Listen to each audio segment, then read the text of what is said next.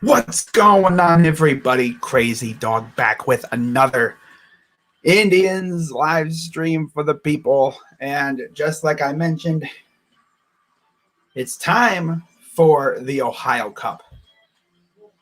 Yeah. We're in Cincinnati, Ohio for part one of what they call the Ohio Cup / the Battle of Ohio. And this should be a good game. This really could be a good game here. And we're going to get right into the starting lineups for both teams here. Okay. Let me send out the link so that people know that I'm live, because I know YouTube probably tripping. YouTube usually doesn't send out links to people if you go live like 3 times, I think, within a 24-hour period. So I'm going to send out the link here. Let's share that out via Twitter. Nope. But I'll get this lineup for you here momentarily, guys. I'm just trying to get this whole thing situated. Got to send out the link because sometimes YouTube is just stupid. Sometimes it can be really stupid.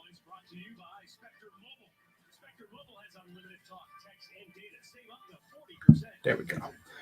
All right, so link has been sent out. In fact, I'm even going to go on I'm going to do a community notes post too, just to let people know as well that may not be on Twitter that I am live.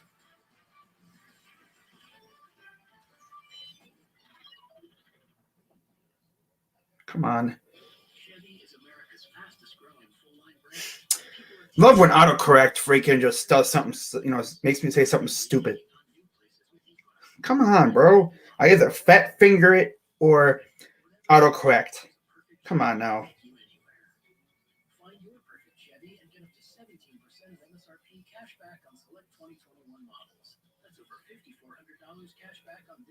All right.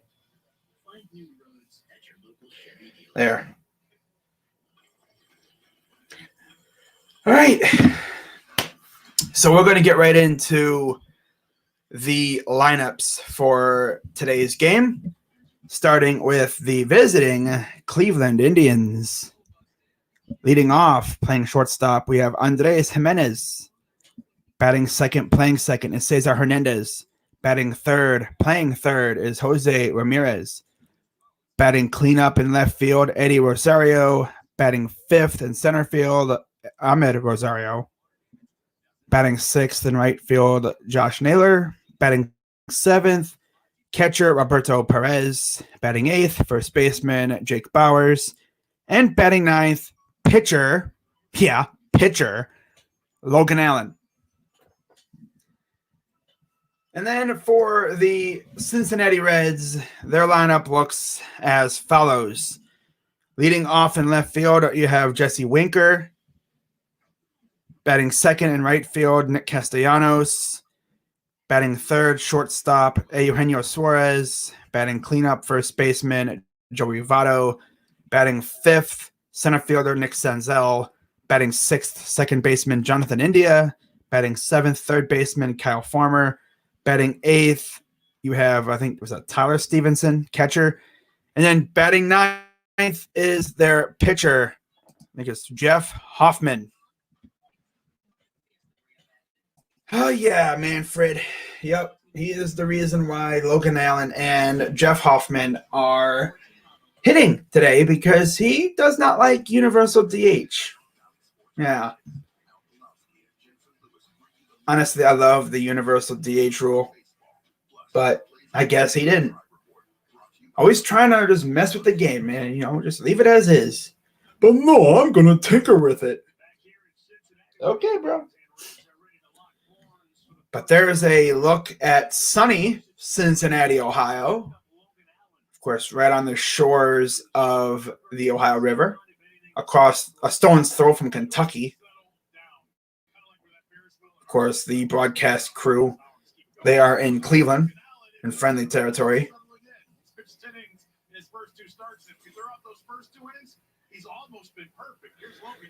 All righty.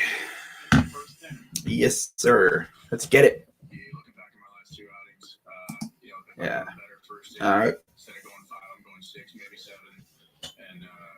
So bullpens are probably going to get a nice little workout today. I could see pitchers hitting maybe twice in the lineup, and then after that, that's it. Then they bring in the bullpen, and that's where strategy comes in because, yeah.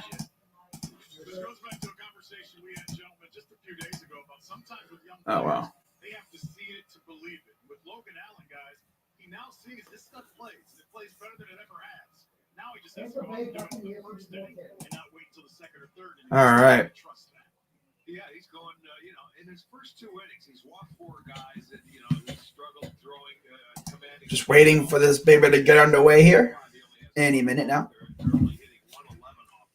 He hasn't given up a run, so he's just got to take a little deeper breath and trust. Indians, of course, are same record as the Cincinnati Reds, as we're going to take a quick peek at the standings in both central divisions. And yeah, we're sitting in a pretty good spot right now. We're sitting in a pretty good spot, not going to lie. Coming off a series split against a good White Sox team, we're sitting in second place, right behind the Royals. We're a half a game behind them. And they play tomorrow against Toronto. Or Tampa. Well, no, not Tampa, but Dunedin, whatever. Yeah, they're playing against the Blue Jays. But yeah, I would love to see us get a win here. Then in the NL Central, the Reds are tied for first with the Milwaukee Brewers. Reds have lost 2 straight games. The Brew Crew have gotten back on the winning side. They play Pittsburgh tonight. And we're going to go through the other pitching matchups as you have Scherzer versus Calhoun. Or not Calhoun now. Well, they're playing now. But let's go through the probable pitchers of these other games. We had a couple games going on earlier today. But first, we're going to go through they had 3 freaking games postponed today. That's lovely. Cubs and Braves. That was the only early game as Kyle Wright faced Zach Davies, and the Braves came away victorious there.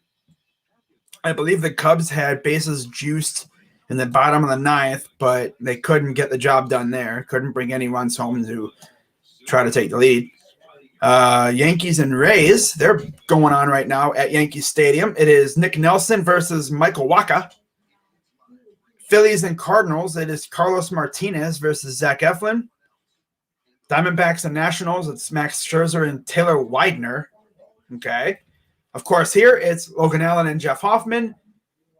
And then you have Marlins and Giants, Desclafani and Daniel Castano. Rangers and O's, it's Jorge Lopez and Mike Fultonevich. JT Brewers and Pirates at 8 o'clock.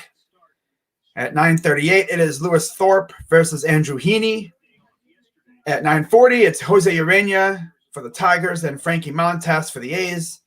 And then the final 2 games of the evening at 10:10, you have the big game of the night, pretty much Dodgers and Padres, Walker Buehler and Ryan Weathers.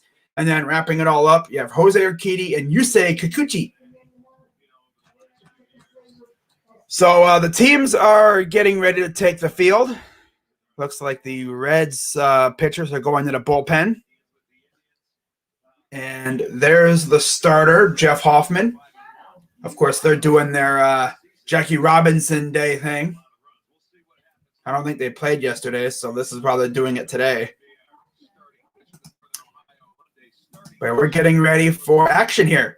2 starts, 1-1 record, 3.86 ERA, 9 1/3 innings, 3 walks, 8 strikeouts, and a 2.57 opponent average for the righty. Oh yeah, it's gonna be interesting to see how Tito, does with this lineup here. Like, who's going to be the first guy off the bench? I could see Fran Mill being that guy that they bring off the bench in a big situation where they need power. There's still plenty of power in this lineup. But still, you have Winker, Senzel, and Castellanos in the outfield. Farmer, Suarez, India, and Votto in the infield. And then, of course, you have the battery of Hoffman and Stevenson. As we are just about ready to get underway here. Umpires, you have Chris Conroy at home, Pat Hoberg at first, Ben May at second, and Bill Welke at third. The crew chief is Bill Welke. Wow. 21-7 against the Reds. That's insane. But you could understand. Look how powerful our lineup has been over the years. And the Reds have been garbage for so long too. They've been taking up, residence in the basement of the NL Central. It's good to see them actually competing in that division now. As we are ready for first pitch, Jimenez steps into the batter's box, and we're about ready to get underway. Hoffman gets the sign, and here's the pitch. High, ball 1, and we're underway from the Great American Launching Pad in Cincinnati, Ohio. Jimenez sporting a 185 average, 3 RBIs, 1 home run, and a 214 on base percentage. Lovely. Here's the pitch. Ooh, there's a strike right around the knees. It's good to see people in the stands, though. That's good. Of course, they still have cardboard cutouts, just not as many as last year. Here's the 1-1 to Jimenez. Swing and a miss.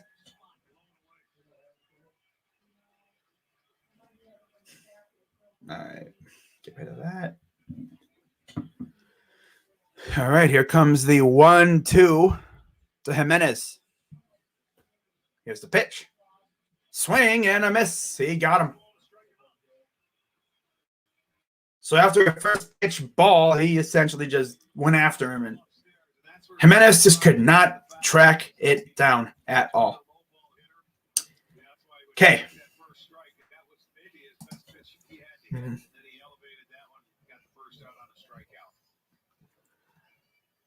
All right. And here's the first pitch to Hernandez. Popped it up. And this will go into the into the dugout.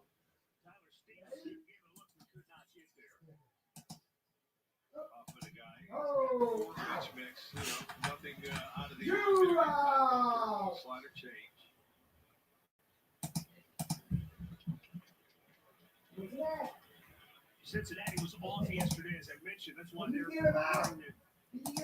All right, here's the 0-1 to Hernandez. Ball 1.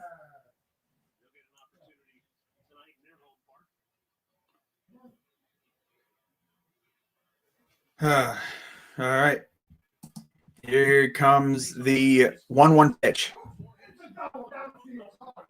And that is going to be hit right at the left fielder. Out number 2. So it looks like we're going to be going 1, 2, 3 yet again. It's literally a tradition at this point. It's a tradition for this team to go 1, 2, 3 in the first. When was the last time we got a hit in the first inning? Was it the freaking first White Sox game? Might have been.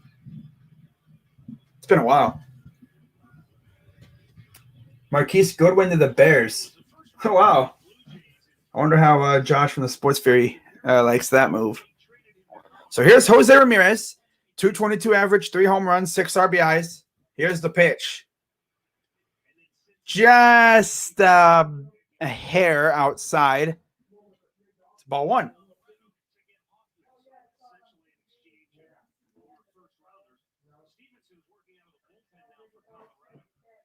And here comes the 1-1. High ball 2. Of course, Ramirez hit the essential pretty much game winner yesterday against the White Sox. 2-run blast gave us the lead. We never looked back. Here's the 2-1. And that is a high fly ball. Deep right and just shy of the freaking wall. Oh, my God. Yeah, once I saw the center fielder stop, I'm like, wow, he really just – he put some nice drive into it. But now we get to see Logan Allen on the mound. This should be good. I'd love to see him have a nice clean inning for once. Past 2 starts he's had, he's kind of struggled. Mainly with control. I think because he gets amped up, which I could understand. I mean, dang, you're on the mound in a major league ball game, bro, as a starter. I'd be amped up too. I wouldn't be able to control my pitches. I'd be going nuts. But it's like after maybe the first 2 innings, oh my God. Never fails, man. No, it always starts itching when I'm freaking streaming. It never fails. But yeah, man, this should be good. I like Logan Allen. And by the way, guys, we do have 2 Logan Allens on the roster now. We have a Logan Allen pitcher, lefty, of course, that we drafted. He'll probably be up in probably 4 years or so. Although pitchers usually rise through the ranks really quick, so I could even see him maybe 3 years if he's good enough. Some pitchers never get out of the minors because they just don't have it. Then you got others that fly through the minors. Like, look at Shane Bieber.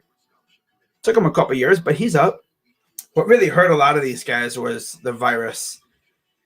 They couldn't go to, play their minor league season. Otherwise, we probably would have seen Nolan Jones last year. Nolan Jones could be playing right now for all we know. But there's the lefty Logan Allen. Yeah, storyline early in the game. Gotta get control and get in a rhythm. Reds average 9.5 runs per game at home.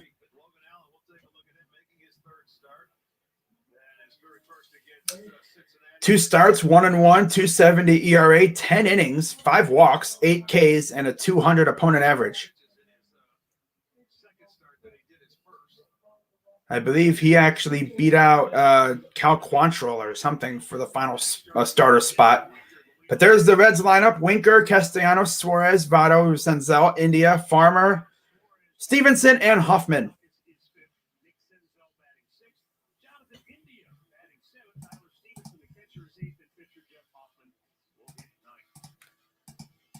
All right. So, Allen sets, and here's the first pitch. Grounder fouls it off. I'll tell you one thing. It's very weird seeing a lefty starter for the Indians because it felt like for a while there all we had was righties. Like, God, we got a freaking – not only do we got a lefty starter, but we got a flamethrower closer. It's like, when was the last time we had that? Like, thank you. Thank you, Rangers. My goodness. Here's the 0-1. There's a great pitch, 79 miles per hour. Wow. Took forever to get to the plate, but it got there, and it's a strike. 0-2.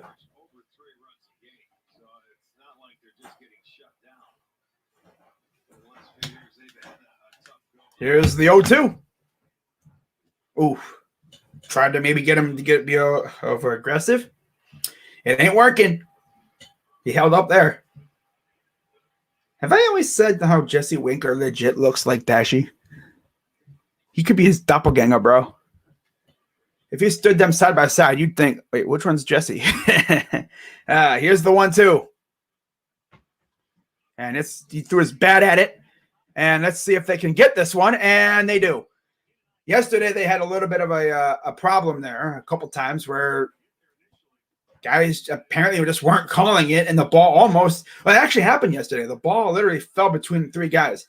But you have the Rosarios and Naylor in the outfield. You have Ramirez, Jimenez, Hernandez, Bowers in the infield. One of these things is not like the other. That's funny. Allen and Perez, at the plate and on the mound. It's funny. 4 of our 5 infielders all have Ez in their name, and then there's Bowers. That's so funny, bruh. Oh my gosh. Should have had Reyes playing first. You could have Ez, and ES, bruh. All S's. Here's Castellanos. Swing! Oh, he's way off there. 81 mile per hour is that a changeup he threw, and it's a hard strike one. And here comes the 0-1 from Allen. Ball in the dirt. Man, I'm so used to seeing a righty starter for us for so many years, bro. I mean, damn, we have a lefty starter. Like, that feels so weird, man. So weird seeing a lefty starter on the Indians. But I like it.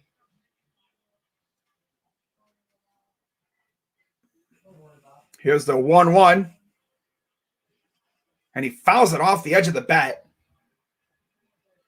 Of course, Castellanos is one of the guys I really, really wanted the Indians to go after when the Tigers were looking at trading him. But, I mean, come on, let's be honest. Did you really think the Tigers were going to trade him to a powerhouse team in their division? No. No. Never forget that they gave us Leonis Martin. I think it was for Willie Castro. Bruh. But here's the 1-2 to Castellanos. Oh, no? Okay, well, it's inside 2-2. Thought maybe the ump would give us the expanded strike zone, but no, not there. He might have an expanded strike zone, but that might have just been a little bit outside a little bit. Here's the 2-2 to Castellanos. Ropes it right into the glove of Ramirez. Man, you got to have cat-like reflexes playing on the corners there. Because that ball comes right at you at over 100 miles per hour. You're like, ah. Got to always be on the – got to be on your A game there. See, he sets and like, boom. But to these guys, it's like in slow motion to them. Probably moves in slow motion for these guys, man. So here's Eugenio Suarez batting 205 on the season. Allen sets, and here's the pitch. Ball in the dirt. Of course, I think Suarez had 49 homers a couple years ago. 2 homers, 4 RBIs, 347 on base percentage with a 205 average through 11 games thus far for the Reds. And here's the 1-0. Ball little low, 2-0 count.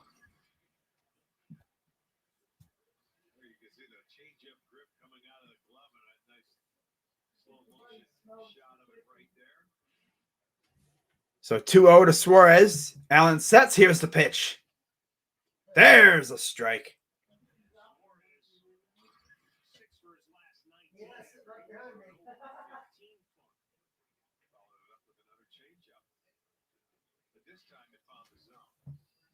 I like Logan Allen, man. He's cool. Here's the 2-1. Inside 3-1.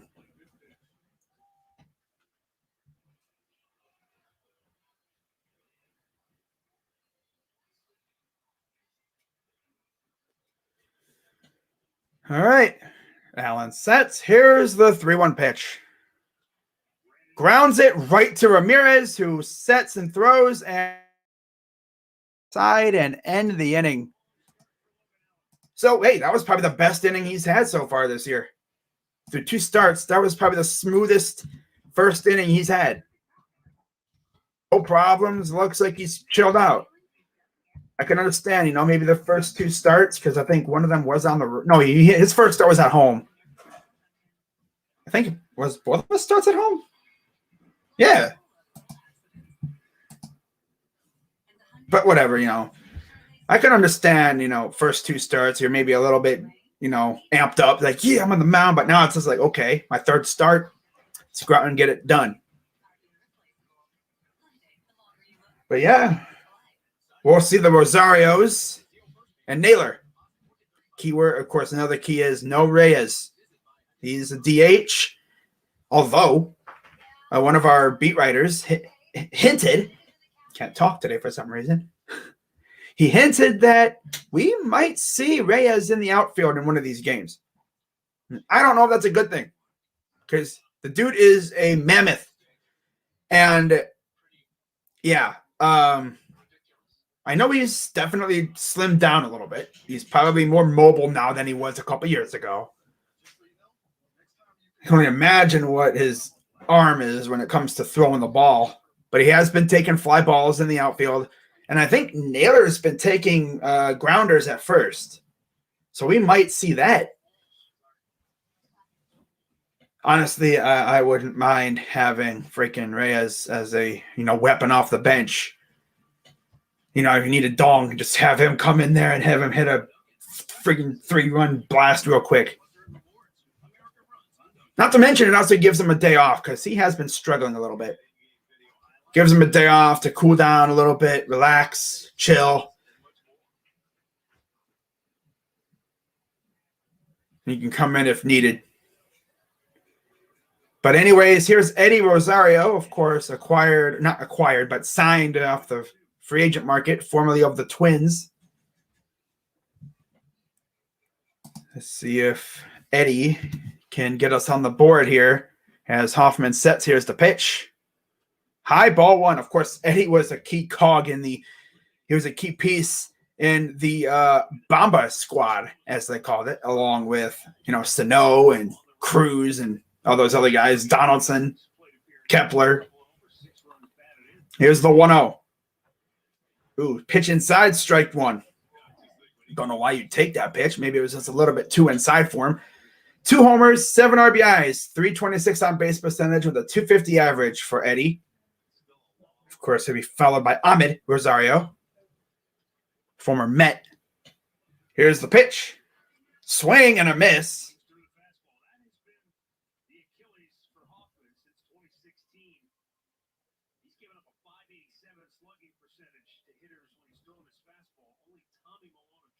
Wow. 587 slug. That means they're whacking it off of him, bro. Sheesh. 1-2. And there's a fly ball. That's going to get into the glove of Castellanos. Out number 1. That's one thing a lot of Tigers fans had against Castellanos was his fielding ability. But I mean, you're playing in the caverns of freaking Comerica Park. Best record versus interleague opponents since 2016. 16-6 versus the Reds. But the only one better is the Astros against the Rockies. They're 10-2. Braves are 10-5 against the Blue Jays. D-backs are 8-4 against the Rangers. And the Giants are 7-4 against Seattle. Wow. So here's Ahmed Rosario. And he tries to swing for the fences, and it's might have been fouled off or whatever. It's a strike. Strike one. 1 RBI on the season, 179 average, 258 on base percentage. Fouls that one, or he was fouled off. So what happened?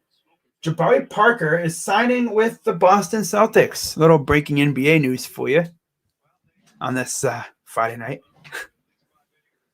Here's the 0-2. Outside. Don't swing at that, my dude. Don't swing. All right? Good. He didn't swing. Shows at least he has a little bit of plate discipline. Here's the 1-2 from Hoffman. He held up there again. Good job. Those 0.2 seconds, you see that ball come out. You're like, and then it's like, oh, don't swing. No.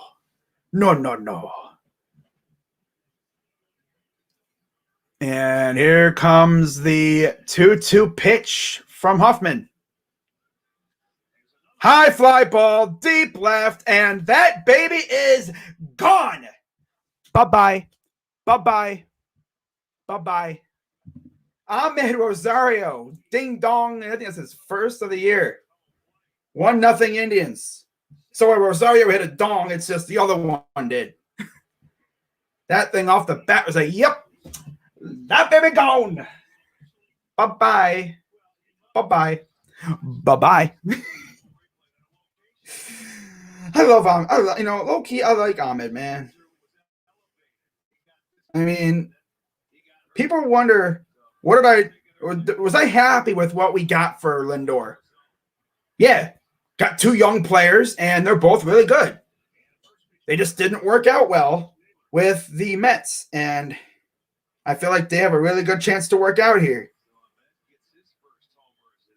Yep, that was his first home run of the year as an Indian. So here's Josh Naylor.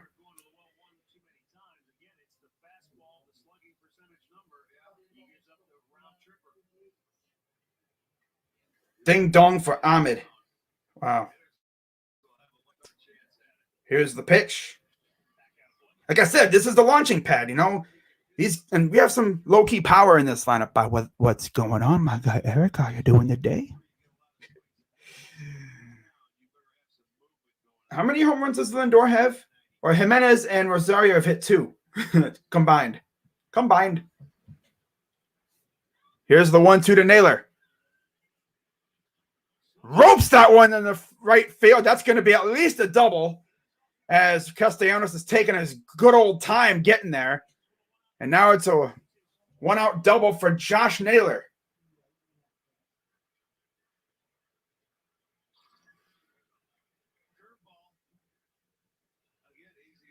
Let me do this real quick.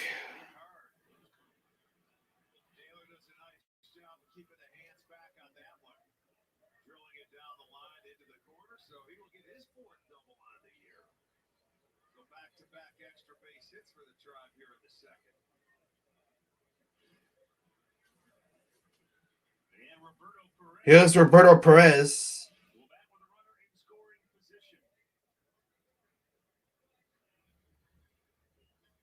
I'll change the scoreboard here in a minute. All right. And he tried to bunt. Okay, let's change the scoreboard now, shall we? There we go. Yeah, this looks cool, you know. 1-0 Indians. Ahmed Rosario ding dong to left field in the launch pad. Here's the 0-1 coming to Roberto. Checks the runner. Here's the pitch. Outside, ball 1. Like they were talking about this freaking pitcher here, and they said his Achilles heel was his slugging percentage on his fastball. This dude throws the fastball. It's probably going out of the yard. Kind of wish Franmil was playing, because I feel like Franmil would tee off on this bum, and he'll probably take him 600 feet. That was a good long dong too, man. Oh, that sounds sus. Pause. 1-1. Outside 2-1. Yeah, Josh Naylor has some underrated power too. It's just that he doesn't really get a lot of a chance to really wield that power. He does get hits, but yeah, he doesn't wield that power too often. It's underrated. I mean, we saw it in the freaking playoffs last year. I think he hit a dong off of Garrett Cole, which no one really ever does that. Here's the 2-1. Checks the runner. Here's the pitch. Swing and a miss. He wanted to try to do what Ahmed did. So both Rosarios have now combined for 3 homers, and the former Mets are now, they both have 2 homers on the year combined. I could see Ahmed being like a 10, 15 home run hitter this year. But here's the 2-2 to Perez. He held up, full count. Now after this, you have Jake Bauers, and then you got the pitcher. Now, Logan Allen, I'm pretty sure, has hit before. I'm pretty sure. I don't know, because I don't think he's been a starter. I think he started a little bit for the Padres. I don't know if he hit. But anyways, here's the full count pitch, payoff pitch coming to Perez. Swung on and missed. Okay, that's not what I wanted. You already know we're probably going to be leading off the next inning with the freaking pitcher, because of course we would. Thanks, Manfred. Yeah, bum. Dude, like, Manfred really thought, I know how we can go the game. Let's have pitchers hit again. I mean, we loved watching the universal DH. Not to mention, it gave a lot of guys jobs, too. A lot of these players don't have jobs because, and they're going to walk Bauer. Oh, wow. They're really like, hey, look, it's the pitcher. Let's walk Bowers. I swear, Logan Allen, make this bum pay for walking you. Oh, look at this dude taking whacks. He was hitting. Okay, so I mean, he's a National League pitcher, so I'm sure he's hit before. Wow, he's hitting tanks. That's batting practice, and of course they're just throwing meatballs at you. But my God, bro.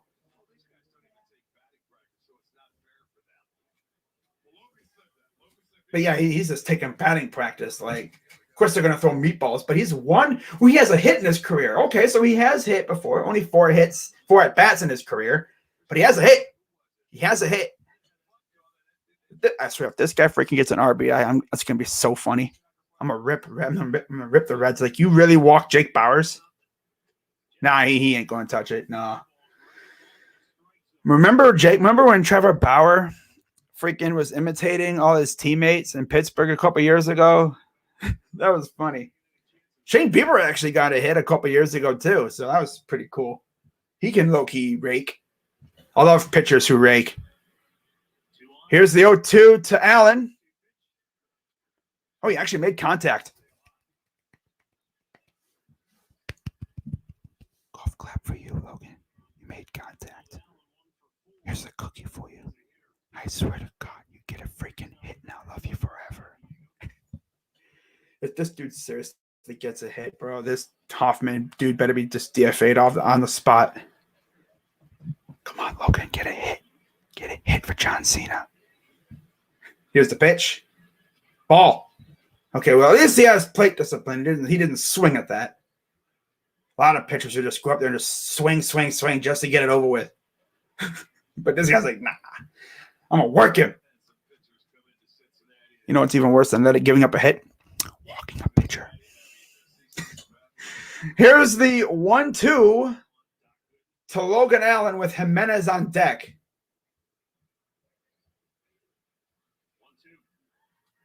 Oh, he popped it up. Imagine this dude hits a 3-run tank. Oh, CC? Gotcha. Gotcha. Ha! I'm going to hit a tank real quick. Look at my dude CC hitting the tank real quick, bro. Hitting bombs. Striking people out and hitting a bomb, bro. That's what you love. CC. CC.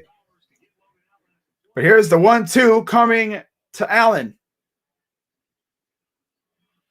Huh? Foul. He actually, dude, he almost got it like maybe 20 feet. And that would have been a freaking bomb for a pitcher named Logan Allen, bro. Not Mad Bum, not Syndergaard or DeGrom. Logan Allen. I swear, like I said, if this dude freaking scores a run because, let's watch Jake Bauers. Like, dude, he could have had an easy out next inning with the pitcher up to lead off. Here's the 1-2. Swing and a miss. Yeah, I knew that was going to happen. I was trying to be hopeful and maybe thinking he could get a hit, but nah, at least we got a run, though. That inning took a long time, though. So now this dude, Logan Allen, will have to go to the dugout real quick, take his batting helmet off or whatever, put his bat away, and then hop back out on the mound. So, yeah, man, this whole thing about pitchers hitting is stupid. Like, really? Like, if they would have stuck with the whole, universal DH thing, Edwin probably would have had a job somewhere. He's currently not playing. A lot of these guys are just sitting here like this with their phone right there waiting for a call from their agent saying, hey, you're going to this place. And they can't because, they have to wait until someone gets hurt or all that stuff.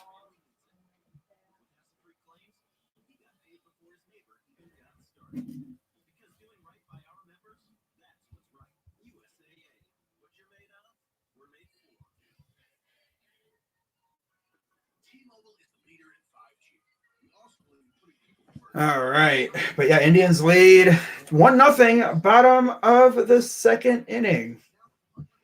Thanks to an Ahmed Rosario tank. And it's good to see him finally get on the home run board, though. He's been really good.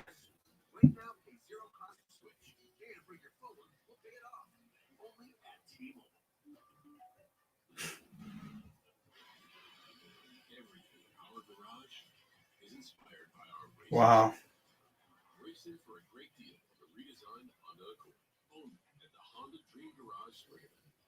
Oh, well. So here's Logan Allen.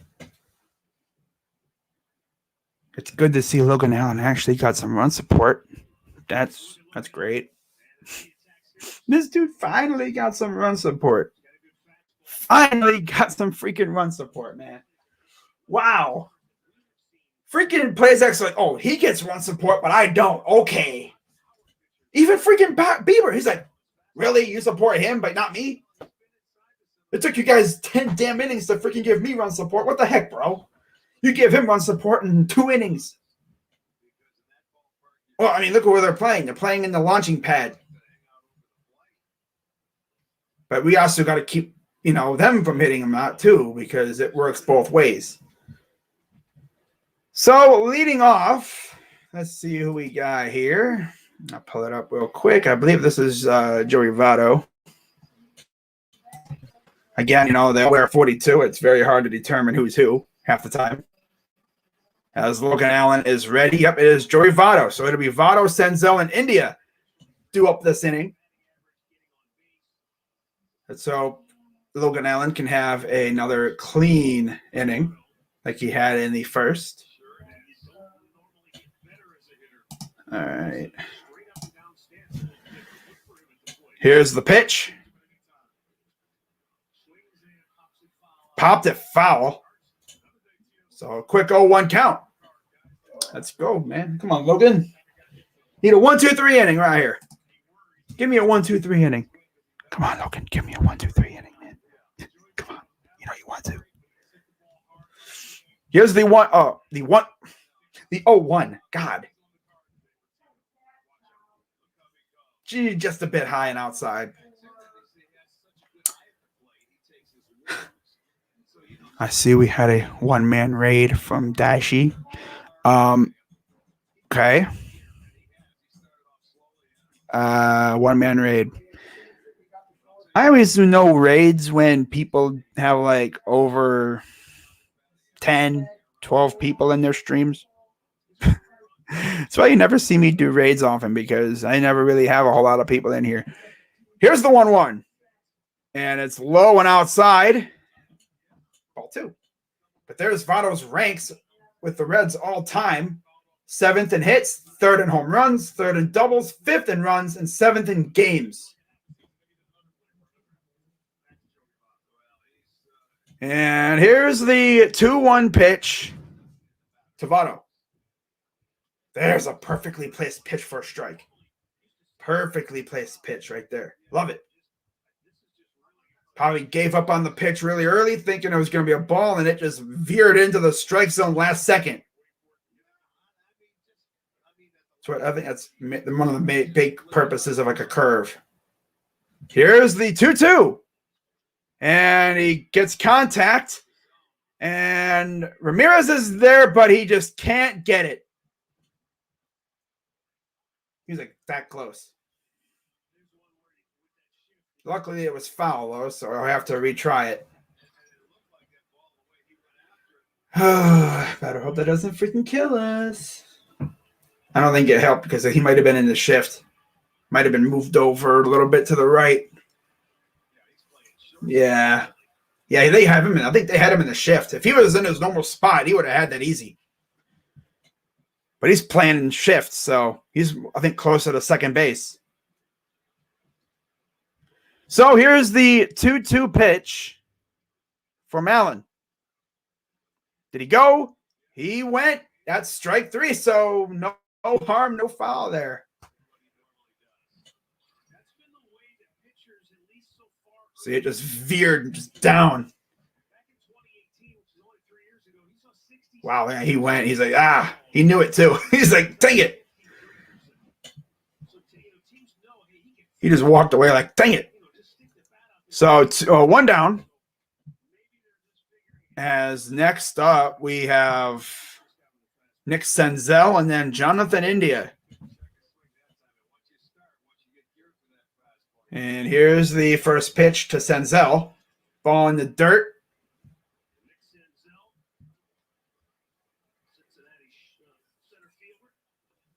.250 average, 2 RBIs, 351 on base percentage for Senzel.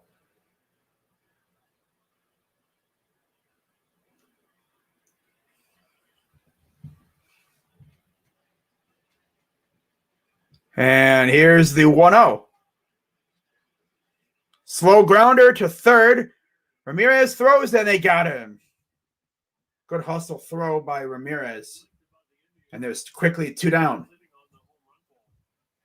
Cincinnati even more so when you consider that 31 of their 56 runs. That's better than 55% have come. Showing Allen's cleats, wearing some Jordan cleats. Love it. Those are dope. Okay. Yeah, let's move up a little bit so we can get those freaking a good look at those things, man. They're nice looking. Yeah. So here's Jonathan India against Logan Allen. Swings and fouls it off. 30-33 average, 11 RBIs, and 395 on base percentage. So he's definitely been scoring runs for the Reds. I mean, 11 RBIs, that's probably leading the team by a long shot, honestly. At least in terms of their starting lineup, it is. Wow. Here's the 0-1. But then you hear that they've been scoring a lot of runs, then yeah, you can understand it. He is one of the main culprits for them scoring all those runs. I mean, look what they did to the Pirates a couple of weeks ago. Like, what, first week of the season? My God. Here's the 1-1. There's a perfectly placed ball for a strike. It'll be interesting to see what the Reds do against a pretty nasty pitching staff. Of course, the AL Central has some pretty good pitching staffs. Even the freaking Royals and Tigers have a good staff now, apparently. Here's the 1-2. Did he offer? He went around, and that will retire the side. Wow, first base up says he went around. So, hey, we'll take it. Take that all day long, my friends. Take that every day of the week. Just went a little bit too far, my friends. But let's see who else is streaming on this fine Friday. Of course, I see my guy Bobby Montana, a.k.a. Beantown Breakdown, doing Islanders and Bruins. Oh, wow, we got freaking Isles Girl 3 and Bobby doing the same game. All right, who else? Okay, Trevor Bauer posted a vlog. That's cool. Bad Dog did a community note saying he'll be live for his first episode of Yankees Weekly. Oh. Talking Yankees. Cool. That's nice. But in case you haven't heard already, the Browns released Sheldon Richardson today. And I see Rocha streaming Bulls and Grizzlies. Oh, he's got Josh on the program. Hey, okay, I see you. I see you, Rocha. Okay, I see that. I see that hustle going on, my guy. Okay. I see it. I really see it. Mm-hmm. Gotta appreciate the grind that a lot of these guys go with, man. You know, they be doing everything. My dude Rocha has exploded on the scene lately. I'm gonna charge my phone here before it dies. God forbid it dies, you know. Of course. Charge it up in a little bit. It's at 15%. So there's a look, I think, inside of Great American Ballpark. Of course, there's Skyline Chili, Porkopolis, Penn Station. Of course, you can't go anywhere in Cincinnati without seeing a Skyline Chili place, right? Only Cincinnati people would look at that and go, yum. Me, I'm just like, like, how about new? How about new? So we're back to the top of the order with Andres Jimenez leading off. Swing and a miss. So first time through the order, we only had, one hit? Or 2 hits. We had 2 hits first time through the order. A dong and then a double. A dong and a double. Here's the 0-1. And there's going to be a base hit right in the gap for Andreas. And there you go. So there's our 3rd hit of the game. I like Jimenez, man. I think they kind of had the shift on a little bit, and there's a ginormous gap there. Third baseman was playing in the grass, and yeah, he could just stand and watch. So, leadoff base runner.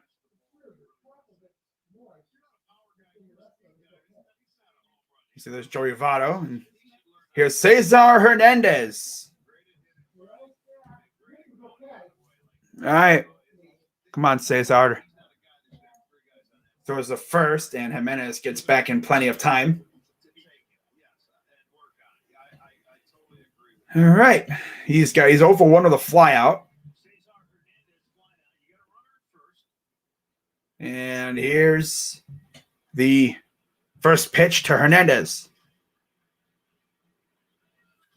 And now it's going to be blasted into right to Castellanos, and Jimenez will get back, and he thought about going, but catcher was right there. Stevenson was the backup man, of course, not letting that ball get into the backstop, because if it got to the backstop, freaking Jimenez was probably going to be on his way to second. But he really he tattooed that ball. It was a liner right at Castellanos. Castellanos didn't really even have to move. Maybe like an inch to the right or something, but no, it was right at him. We're the masters of those kind of balls, man. We love hitting at him balls. Okay, so here's Jose Ramirez. Hit a 2-run dong yesterday. Let's see if he can do it again. And Jimenez will steal with no throw. First steal of the year for Jimenez, and the 3rd of the year, I think, for the team in general. Oh, 6th? Oh, I guess we have 6? I didn't know we had 6. I thought we only had a couple. Wow. Huh. Okay, then.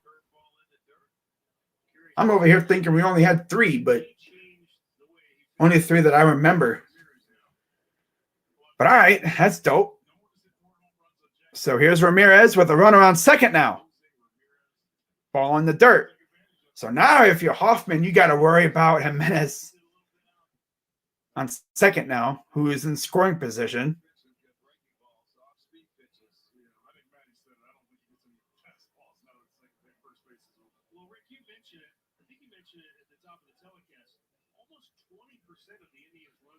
So here's the 2-0 coming to Ramirez. Hoffman checks the runner, and here's the pitch. Way high, 3-0. All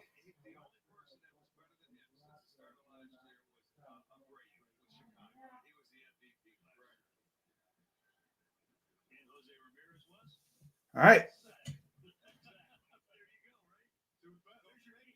So Hoffman gets the sign from Stevenson. And here's the 3-0 to Ramirez. Checks the runner. Here's the pitch. Outside ball 4, and there you go. 2 on with 1 out. And Stevenson's going to go talk to Hoffman. Probably to see how they want to approach.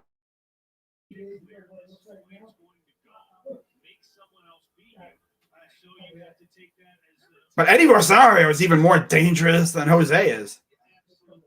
Because Eddie can hit bombs as well as freaking Jose can. I mean, look what Eddie did in freaking Minnesota. 244 average, 2 dongs, 7 RBIs on the year for Eddie. I would love it if he hit one into the river. Or not into the river, because I don't think it's right along the river. It's not as close as PNC is to the river, but I'd still love to see him hit a moonshot right here. Hit one out of the stadium, bro. Come on. Here's the pitch. Oh, yeah, I think he wanted to pull the trigger. Just not a good spot. What's up, Chase? LOL. LOL. LOL. Let's go. Whenever I see someone say let's go, I'm just thinking of the baby. Yeah, let's go. Here's the 0-1 from Hoffman. Come on, Eddie. Eddie. He wanted to belt that one in the freaking ocean. He wanted to hit that one to Kentucky. All right. All right. Come on, Eddie. Ready, Eddie? Come on, Eddie. Do me a fancy and hit one into the freaking moon. Or at least get a base hit so we can score a run and give Ahmed a chance. Hit one to the moon. Hit it to Jupiter. No, in fact, hit it to Pluto. Just hit one out. Here's the 0-2. And we got a high fly ball. Deep and caught at the track. And the okay. Jimenez is I think he might have been thinking that was gone, but nah. He got close. He got close. Second inning, of course, Ahmed hit one far. Like really far. Third hardest hit this season. 106 mile per hour. Personal. Wow. Yeah, he hit one pretty far. So he's got 2 on with 2 out. See what Ahmed can pull out here. Ball in the dirt. But yeah, Eddie almost got there, man. Almost got it. It was halfway through the warning track.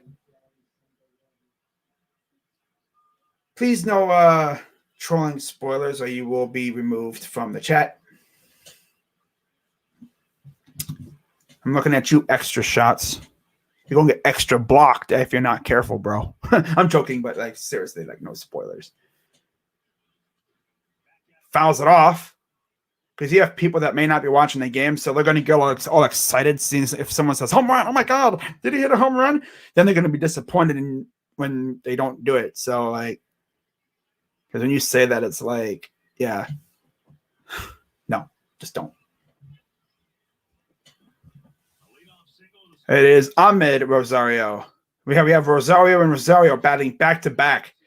So here's Ahmed, 1-1, 1-1 count. Here's the pitch. Ball in the dirt. It gets by him, and the runners are advanced to second and third now. So a base hit could score at least 2 here. Definitely 1, maybe 2, because you have Jose on second, and Jose got them wheels. It just depends on how far you'd hit it out. Hit it into the outfield. If he gaps it, definitely 2 are scoring. So now Hoffman's found himself in a bit of a pickle. Got a good hitter at the plate who went yard off you last time he was up. And then you have 2 on base. So in second and third. Come on, Ahmed, get a base hit. You don't have to hit a dong, just get a base hit. That's all we need. That's all we need. 2-1. High ball 3. Yeah, this guy's definitely off whack, bro. Sheesh.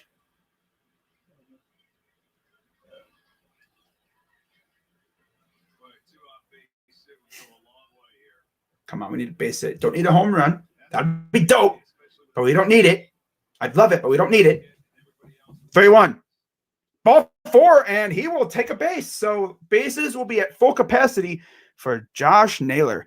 Man, I wish freaking Franmil was playing right now. Man, he probably belt this into the freaking atmosphere as David Bell. Oh, this is the pitching coach. I can't tell because they have the mask on. This is their pitching coach. Not to mention he's not making a motion to the bullpen.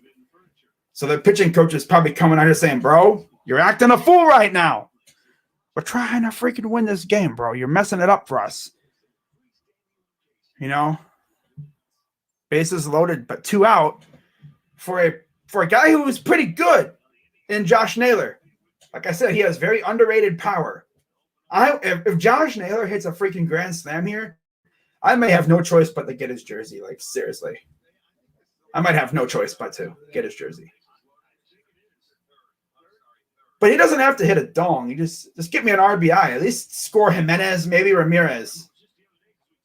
That's the crazy thing. Everyone on base has a little bit of wheels to them. They can all run. We don't have a sloth in the lineup except for the bottom two spots. Just hit a blooper, like hit a freaking gapper. 244 average for Mr. Naylor, but he can definitely add to his resume with a hit here. As here's the pitch from Hoffman. Ball one.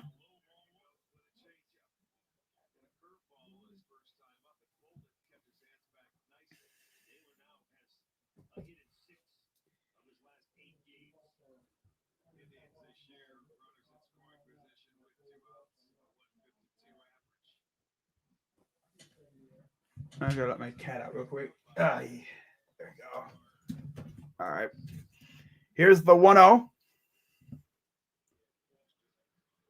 High fly ball. Castellanos gets called off, and that will retire the side. So classic Indians, load the bases, don't score. Kind of sucks how we had 2 outs, but oh well. So we go to the bottom of the third. Classic Indians, load the bases, don't score. I think we've scored 1 run with bases loaded all year.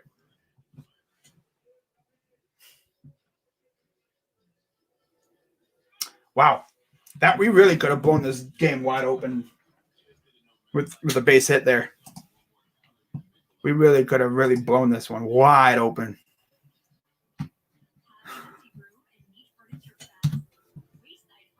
Okay.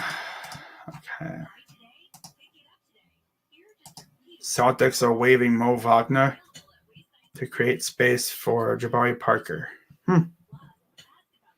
Okay. Wow. So during the 1989 season, Deion Sanders became the only person in history to hit a major league home run and score a touchdown in the NFL in the same week.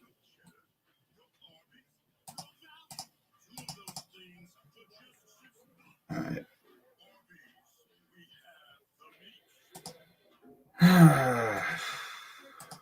But yeah, man, that home run from Ahmed, that was nice. We needed that. Of course, that seems to be the only way we can really score.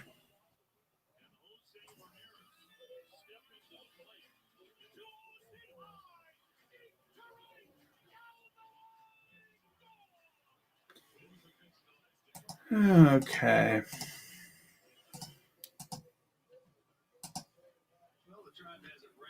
Logan Allen's pitching for us, and Jeff Hoffman is pitching for the Reds.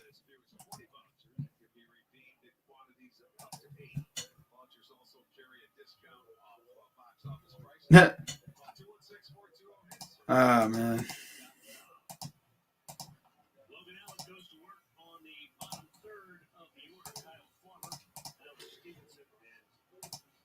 So we'll be facing the bottom of the order here.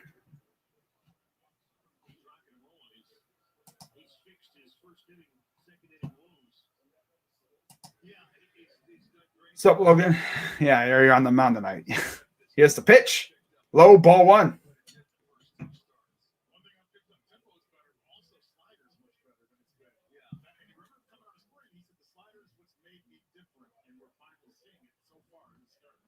So here's the 1-0.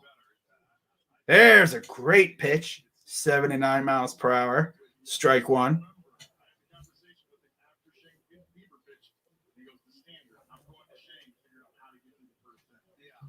Here's the 1-1. There's another good pitch, but it's just maybe a little high or something, but it's a ball. For some reason, it's a ball. Okay, ump. Okay, I see how you are. Here's Kyle Farmer. 2 RBIs. He's the third baseman for the Reds. Here's the pitch. Fouls it off. 1-2. Or 2-2. Excuse me. 2-2. 2-2. Double peace sign.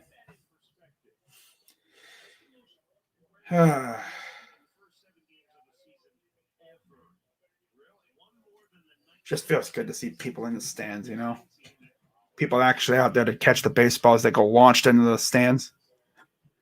Here's the 2-2. Inside, full count. You have the catcher on deck, and then you have the pitcher.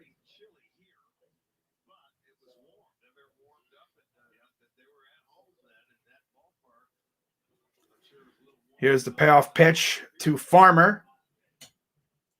Allen sets. Here's the pitch. Fouls that one off. Just to stay alive.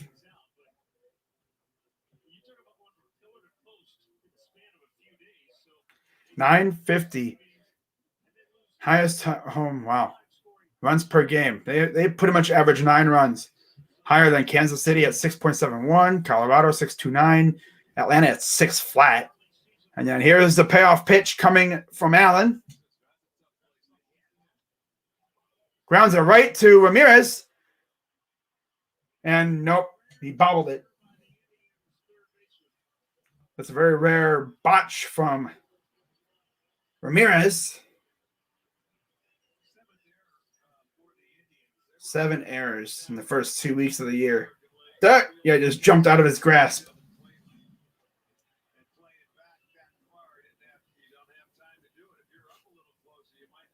Yeah, he was playing back a little bit. Well,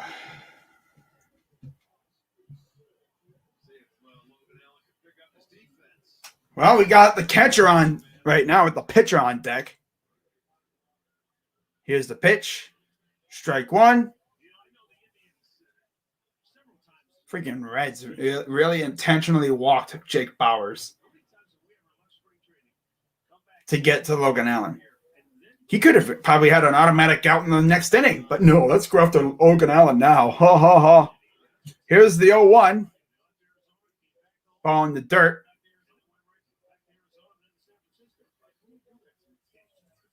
Stevenson, 1 home run, 2 RBIs, 350 on base percentage with a 316 average.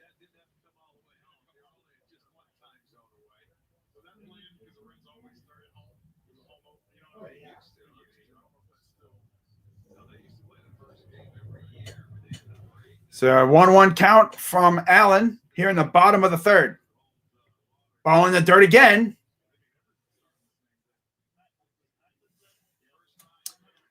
Two 1 count. Allen's at 36 pitches. Man, Allen might pitch like 4 or 5 times in this game with how our offense has been.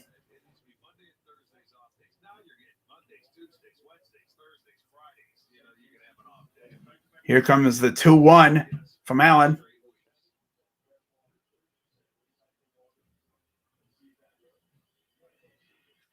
Grounder foul. Just need a double play because then you have the pitcher coming up. Or at least strike him out because then you have the pitcher. And yeah.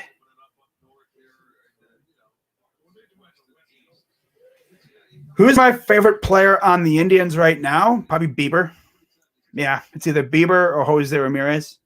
Probably. But here comes the 2-2 pitch from Allen.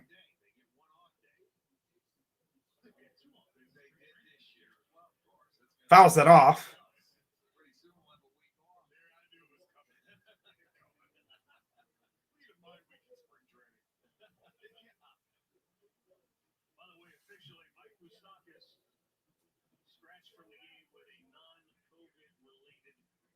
Oh.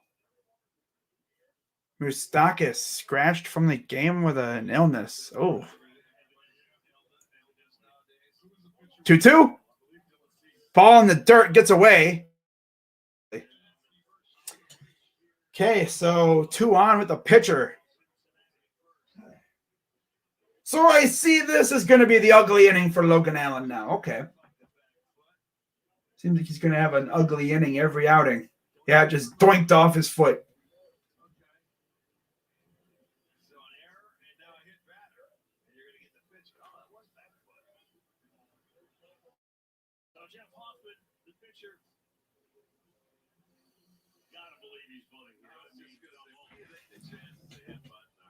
Oh for 3 in his career or this season. He has 3 at bats.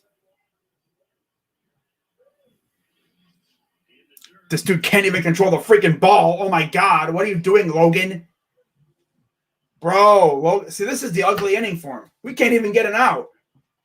Now they have two on second and third with nobody out. Because this dude can't all of a sudden sucks at throwing pitches now. Not to mention, Roberto can't contain pitches now. He's usually been really good at, pretty much keeping the ball within his grasp.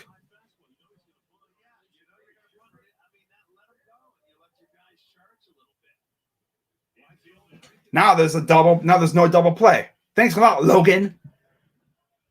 Let him just bunt it. Ball. This is going to be a fun inning. Because Logan Allen, I'm going to throw him probably a slider. What pitch did he throw that freaking got botched? Freaking, changeup or whatever. Of course. 2-0 count. Here's the pitch. Strike. So now he's going to have to go through all three, the top of the order now. Thought maybe he could, maybe, I don't know. Double play. This is going to be a bad inning, I can already tell you. 2-1. Swing and a miss. He should have just threw just go at him a little bit. Let him bunt. You had Bowers right there charging in. But knowing us, Bowers would have botched it somehow. He would have botched it somehow, I feel like. But, of course, it would have also been good if they didn't hit Stevenson. Here's the 2-2. And that's out of play. This dude really took off like, oh, my God. It's like, I hit it foul.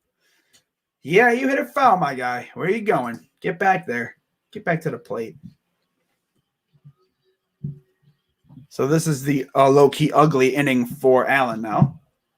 Usually it's the first inning. But now it's the bottom of the third. Extra, you want to get banned. None of that trolling stuff. Here's the 2-2.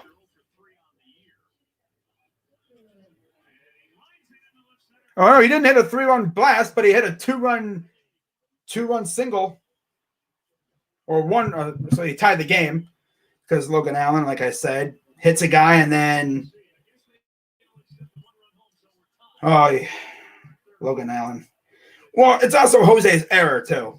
Jose's error, and then Roberto being unable to, smother baseballs now, apparently. That's costing us right now. Freaking gave up a single to the pitcher.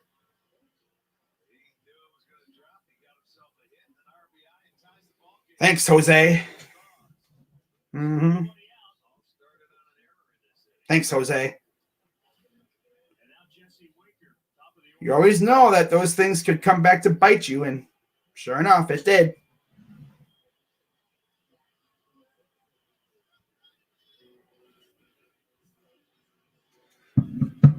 Of course it would, right? Of course it would come back to bite.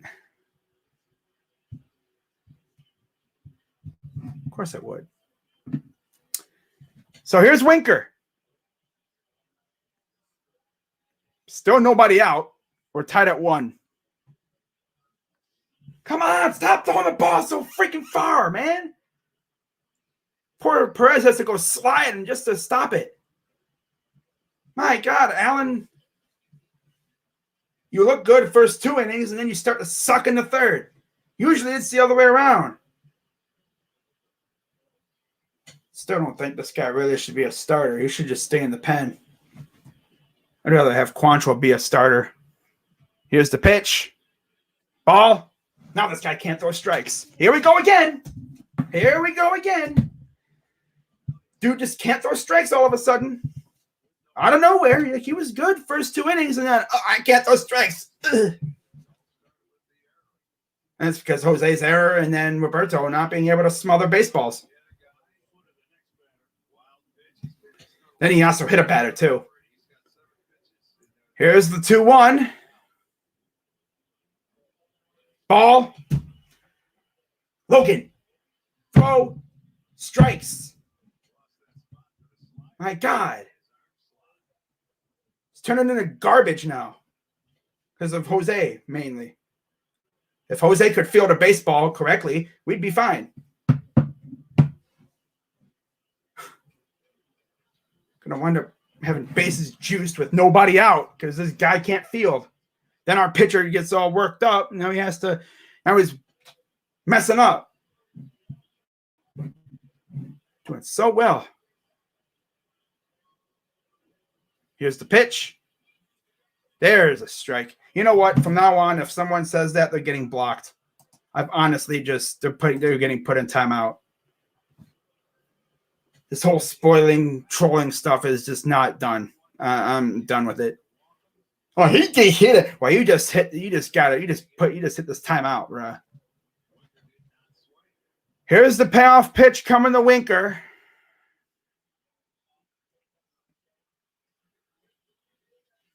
Chopper.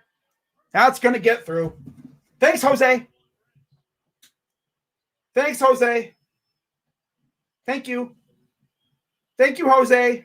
That's on you, my guy. That's all you. That's all you, Jose. That is all you. It's all you. Because you can't field all of a sudden. This guy can't even get out of can't even get a freaking out.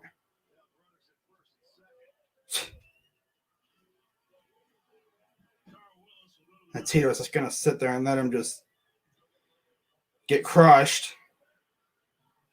Here comes Cole Willis. Oh. What you talking about, Willis?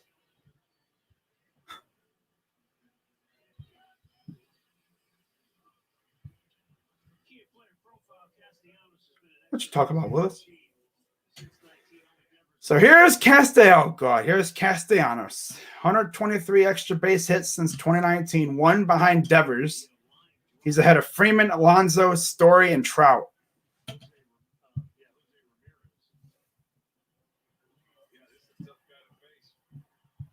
Freaking Jose. Can't. Between Jose's error, freaking Logan Allen hitting a guy in the foot, then giving up a hit to the pitcher. Like, bro, what are you doing?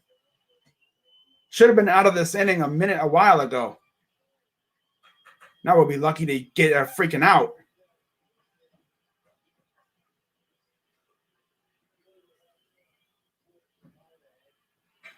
Ball. Yep. Like I said, blocking you. I'm just going to stop blocking him. Coming here saying, oh, he just hit this. It's like, well, you just hit this block, boy.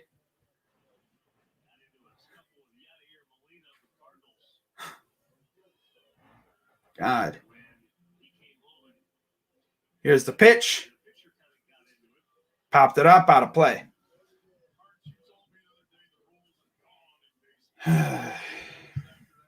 What's up, Slay?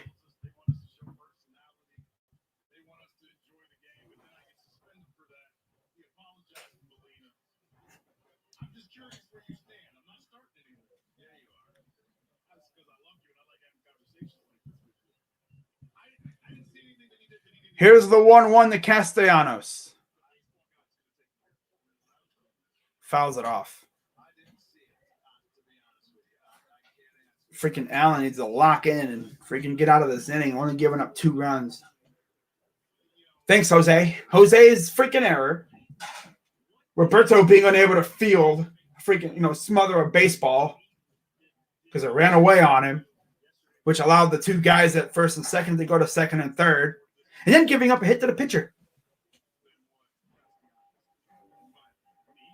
Here's the 1-2. That's going to score another run. It's a conga line now. Can we take Logan Allen out before it's freaking 9-1 again or something? Are we going to take him out, or are we just going to let him just continue to get rocked? Because this guy sucks, okay? Like, what the heck, Logan? You were so good to start, and then you just start sucking. Usually it takes him an inning or so to get going, but now he sucks. Like, we really got this. That's now 3 outings where he sucked for at least an inning. He can't even get an out. But Tito's like, should we keep him in there? I mean, I took him long enough. My God, bro. But that's all because of our lovely third baseman. Can't field.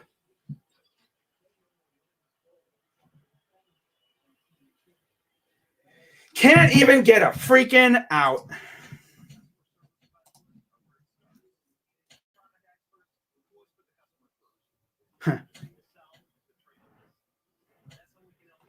Oh, this team, man.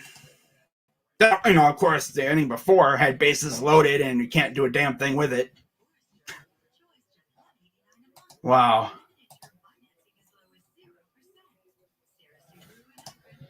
Literally, the only pitcher that's consistent, the only pitchers that are consistent on this freaking staff are Bieber and freaking Savali. Everyone else shouldn't even really. They suck right now.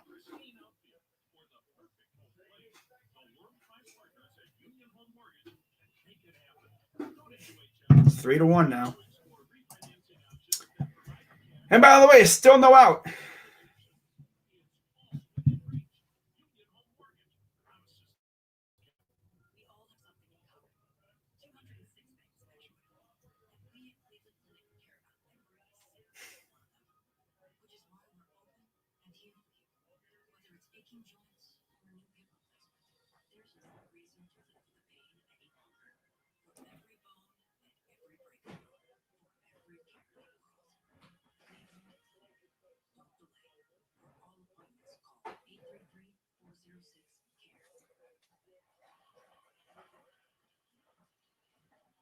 Phil Maton is on for Cleveland, making his 4th appearance of the year. 2 2/3 innings. He's given up 1 hit,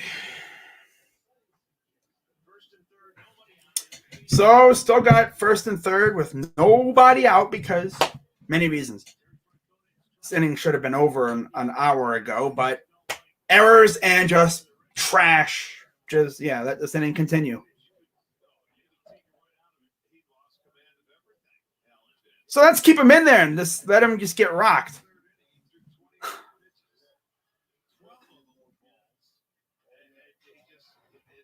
Suarez 0 for 1 with a ground out.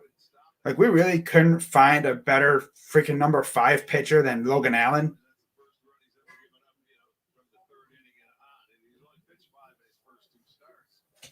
Here's the 0-1.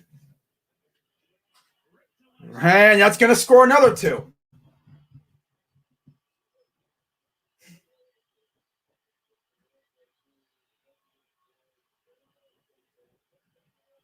Yep.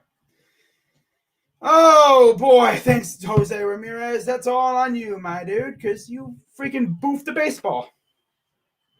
Mm-hmm. Getting blown out because our pitchers suck and our freaking guys can't field. God.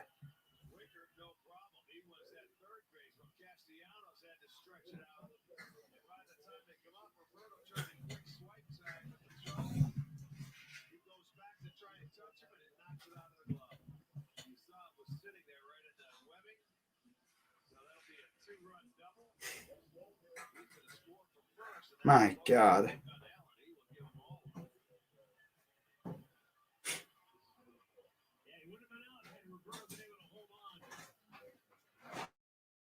Out of the inning if Jose wasn't low-key garbage at times.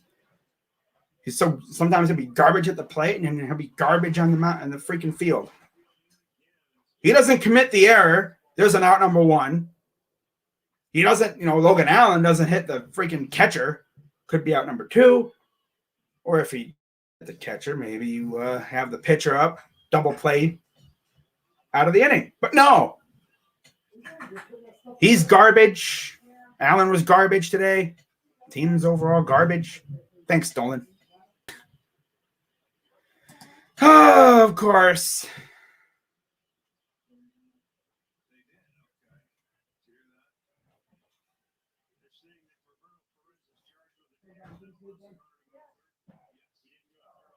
And now think this is Votto.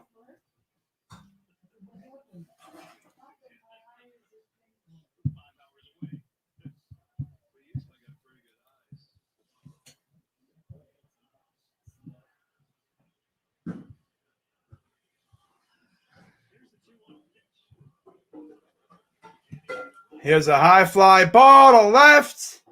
Gone. Of course. Yeah, just keep the onslaught coming, guys. Yeah. Why not? And Tito's just sitting there.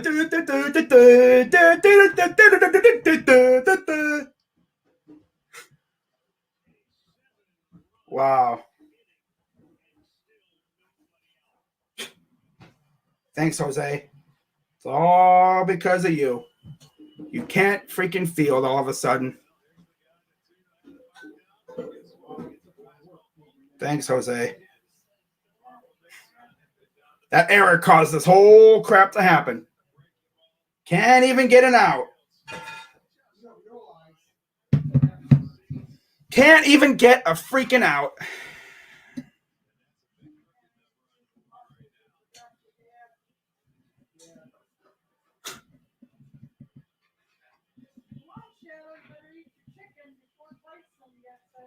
Don't worry, guys. Yeah. Logan Allen will still be our pitcher. Who's to say Logan Allen just keeps doing that? You mean to tell me there's not a better number 5 starter in our system? Being as we are a pitching factory after all, you'd think that there would be. I haven't even freaking updated the scoreboard because I've just been so pissed. Not like it matters. It's 7-1.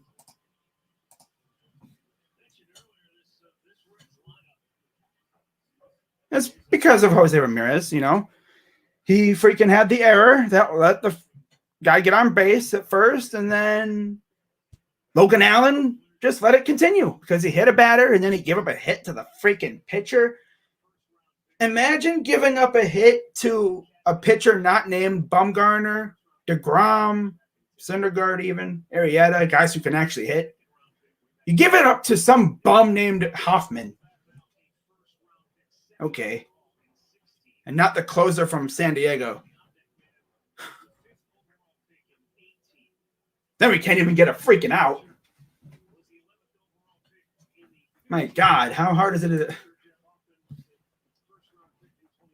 Score's literally right there on the screen.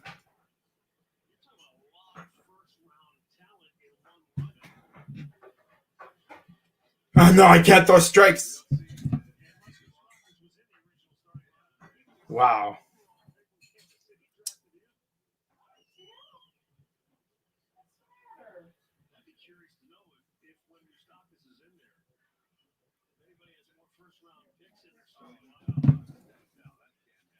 Grounder, and that's going to go foul.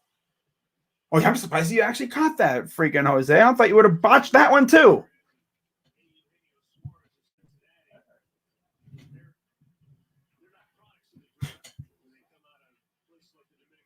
Wow.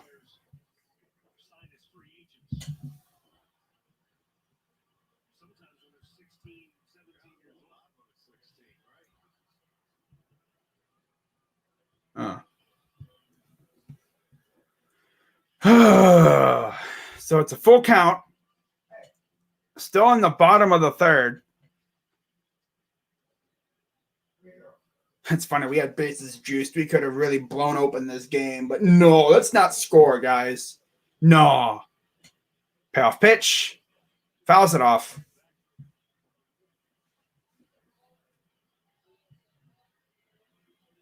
Wow.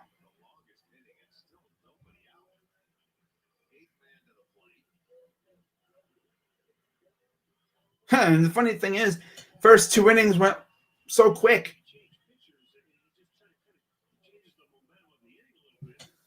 Payoff pitch. Swing and a miss. Oh, my God, we got an out. Ooh. Finally. Took him an hour to get a freaking out. Now the funniest thing would be we go up to the plate. 1, 2, 3 inning. Okay, bye-bye.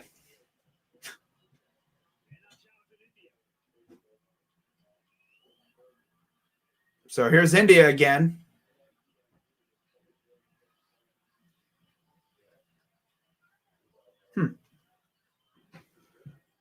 finally got one out.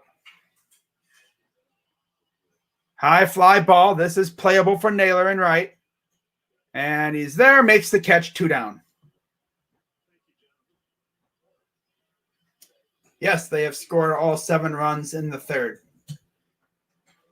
Yep, and I'll go through how they scored them right now. So, of course, Ahmed scored on the top of the second for us. And then Hoffman singled, scored a run. The pitcher, Winker, singled, scored a run. Castellanos singled, scored a run. Suarez doubled, scored a run. 2 runs, excuse me. And then Votto hit a 2-run blast. So if you look, it's all singles. Single, single, single. Double home run. That's how they scored.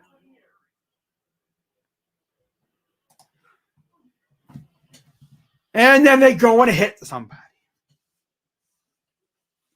Okay, so Maytown's a bum and free. What is with these Padres pitchers all being garbage all of a sudden?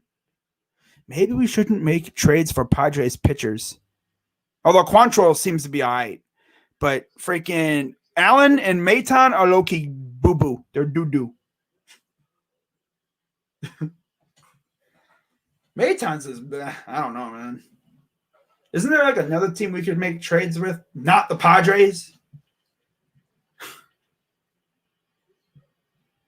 I will say, though, offensively, well, mainly freaking Franmil. He's good. He's the only good thing to really come out of San Diego right now from that trade. Pitchers are very inconsistent. I like what I see from Quantrill. That's about it. Got some, prospects from them last year in the Clevenger trade. And they got him. So there you go. Finally got out of the inning after 5 hours. Took them freaking 3 years. Could have only been maybe a 5-minute inning, but, freaking dudes can't field apparently. So it's 7-1. We're heading to the top of the 4th. That's what I've been saying. Quantrill should be the number 5 starter. He started a couple freaking bullpen games for us, and he was good. He's got some decent stuff. Knowing the Indians, though, this would be the game where they just go crazy on offense. But we had bases loaded. We can't score. So I guess we'll see if we can try to at least chip away a little bit here and there. It's only the top of the 4th. Fun part will be, these next 2 games because we should be having McKenzie and Bieber on the mound.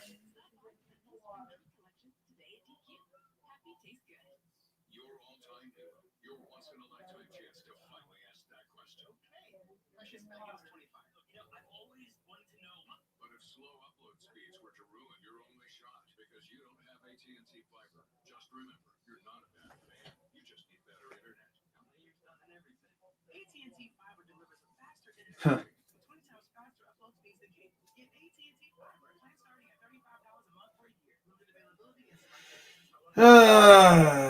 I guess I stole it. Yeah, that could have been it. I just I still don't know why we got rid of Cookie, though. Like, it's one thing to get rid of Lindor, but why did you have to include Carrasco? Like, I would have kept Carrasco around, bro. He was a good guy for the locker room. I would have kept Cookie around, man. When I saw that we were like trading Cookie, I'm like, but why though?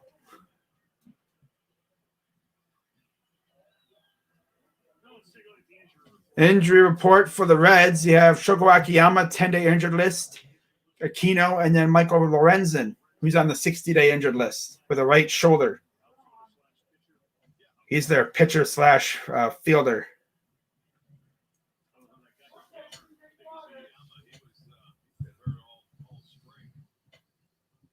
So Hoffman's back on the mound after what seemed like 2 hours. And he'll face Perez and then our pitcher, which I'm going to guess they're going to pinch hit somebody for him. So here's the first pitch strike. Does not swing at it. But they needed to get down the $35 million payroll. I know, right? Here's the 0-1. High, ball one.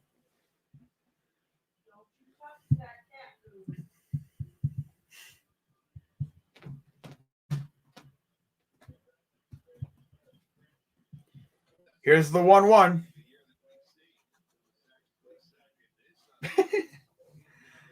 My cat came in the room, and then all of a sudden I look over, and there's a freaking dog nose peeking through. It's like, oh, hello. That's funny. Hoffman's at 57 pitches. Here's the 2-1. Strike two. So is this guy just going to, stand there and stare, or is he going to actually try to get a hit or something? Cole would take up our whole payroll alone. Bauer would take up our whole payroll and then some, too. 2-2. Fouls it off.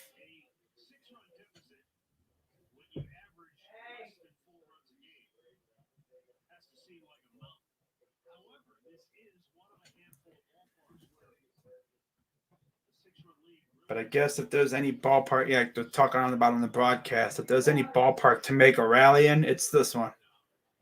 Get a couple runners on base consistently and get hits, and you're fine. 2-2. Swing and a miss. This dude is like, what the heck is this stuff? Like, what is that? What is that?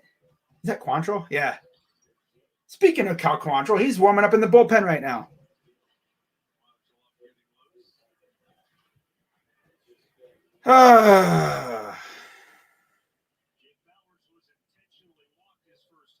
So here's Bowers. And then you have the pitcher. Or it will be a pinch hitter, but yeah. First pitch strike. We go 1-2-3 again. That'd just be something. That would just be something. Now, wouldn't it? Here's the 0-1. Swing and a miss. $35 million lineup. $39 million lineup. Excuse me. Off by $4 million. Not like it really matters, right? Ha. This team sucks. Here's the 0-2.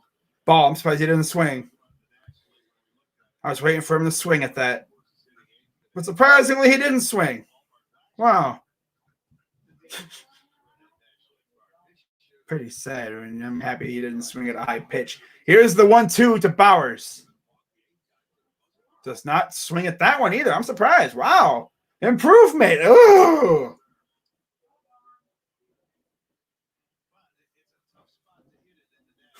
Here's the 2-2 pitch coming to Bowers, sporting a 143 average. 2-2. Oh, wow, he actually got a lot of it. And now they'll get down. Oh, my God, Bowers got a hit. Oh, my God, let's throw a party. Give me the bottles. Where's the bottles at, bro? This dude just got a hit. Oh, my God. Wow. And he did it from a knee, too, bro. I'm surprised they didn't somehow catch it. Rally time. Oh, God, it's Ben Gamble. Well, so much for that. 0 for 13. How is he still? This 0 for 13. My God, he sucks. Why is he still here, bro? Watch him double play right here. Watch this be a double play. I'm calling my shot right now. This is going to be a double play, and I'm going to get freaking pissed. We actually get a guy on base. We could do something, start mounting some hits together. We have the top of the order coming up. We can start getting after it. Now watch, this guy's going to hit with a double play because Gamble sucks. Come on, Gamble. You want to prove yourself worthy of being on this lineup. I would suggest you contribute something. Base hit, home run, walk, get hit by a pitch, anything. Because you are a freaking bum, my guy. 0 for 13, bro. My God. My God, sir. How do you manage to find yourself on the freaking Major League lineup with an 0 for 13? This guy has not gotten a hit yet this freaking season. Bruh. 2-0 to Gamble. Drilled it, and that's a base hit. Oh my God, he got a hit. Oh my God, he got a hit. Oh my God, he got a hit. Oh my God, Gamble got a hit. Holy man. The two worst batters in this freaking lineup both just got a hit. Jeff Hoffman, you better retire. You better retire right now, bro. You just gave up 2 straight hits to 2 of the worst hitters I've ever seen. Oh my God, bro. First double, bro. That's his first hit. First hit of the year. First double, no, first hit. So here's Andres Jimenez with only 1 out. He actually played. He played with Milwaukee last year. He wasn't bad for Milwaukee. He just sucks now. I don't know why. But here's Jimenez, first pitch, swing and a miss. Come on, Andres. We have the teeth of the order coming up, bro. We could actually really get into this freaking lead.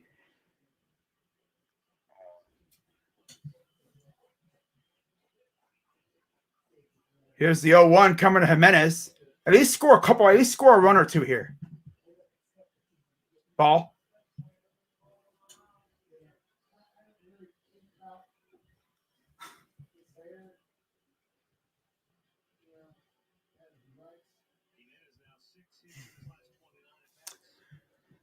So 2 on with 1 out. Jimenez. Then you have Hernandez and then Ramirez. Man, if we get Ramirez up in this inning somehow with runners scoring, I feel like he'd try to make up for what he did. But here's the 1-1. Inside 2-1.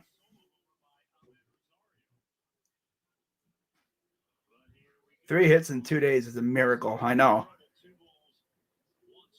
Like, the funny thing is they walked Bowers in the last time he was up to get to the pitcher. So it's like Gamble actually got a hit. Like, I'm surprised. I'm very surprised. But here's the 2-1. Ball 3. Come on, Andres. Be patient now. Just imagine now, like, Cesar comes up and it's a grand slam. That'd be crazy. Or at least just get a base hit. I want to see a hit train coming up right here, man. Do to them what they did to us. Start mounting hits together. Here's the 3-1 to Jimenez. And he freaking popped up.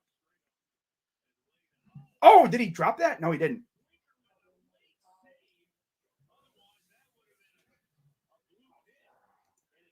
Wow.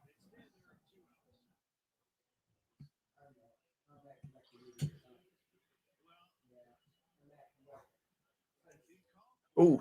Imagine that leaks out of the glove. Ooh. Yeah, you say I got it. It's like, it's on you, bro. Ooh.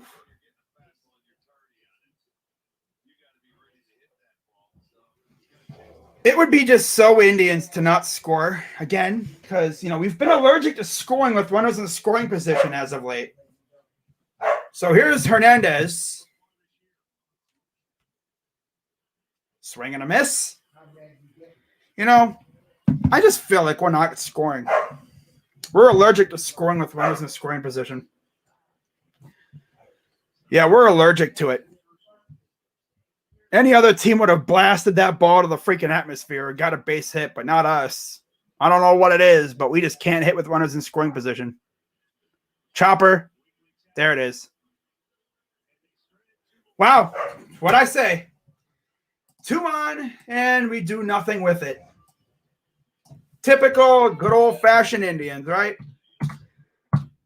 Yep. Thanks, Ramirez, for causing that 7-run inning, because how many freaking base runners have we left on base? Probably like a small village, I'm sure. Let's see here. We've left 7 on base, 0 for 6 with runners in scoring position. We've had bases loaded, and then we had those 2 guys there. So, trash. Absolute garbage.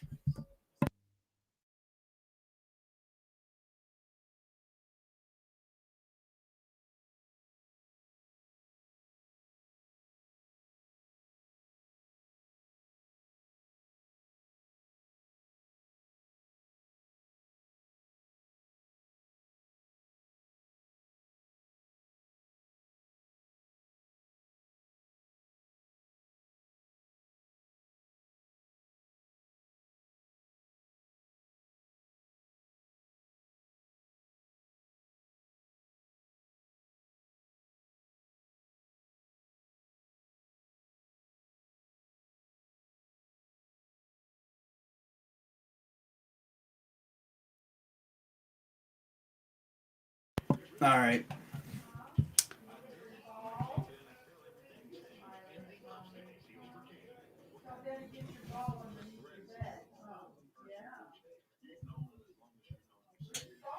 All right. Well, we still got a lot of game left, but we're not making a comeback. Not like this. I mean, we could have blown the door open in with the first inning or second inning. But yeah, I mean, this offense is so putrid. Playing in a freaking launching pad and we can't hit bombs. That's kind of funny. So here's Cal Quantrill.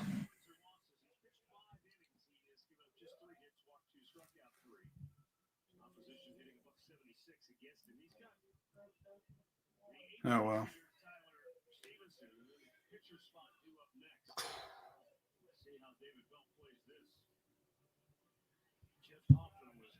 So 3 games, 5 innings for Quantrill. Here's the first pitch.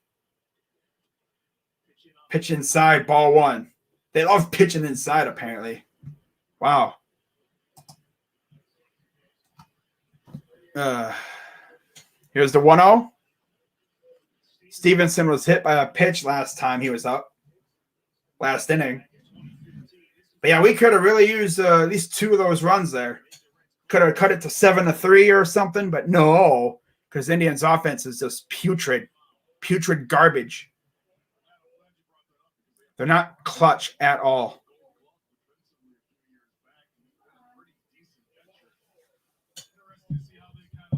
Logan Allen was starting to fail the throw or strike challenge.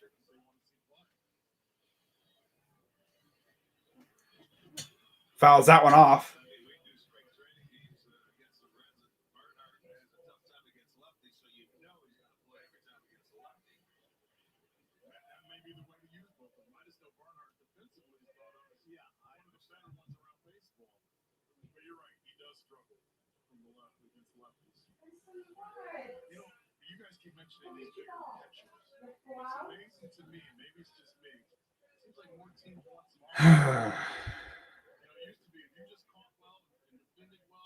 And here's the 2-2 from Quantrill. Fouls that one off.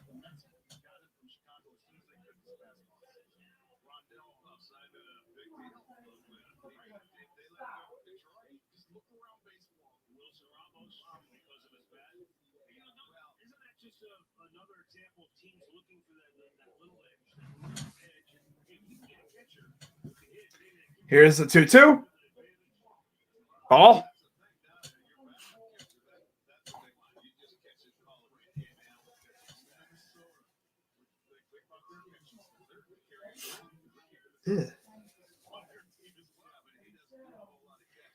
Yeah, we could have at least used a run or 2 in that last inning. Here's the payoff pitch from Quantrill.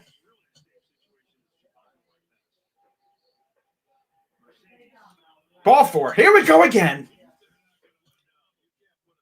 Throw a strike challenge, guys. Now we're all of a sudden we're allergic to throwing strikes. And Hoffman's coming back out as we're in the bottom of the 4th. He had an RBI single and a run scored.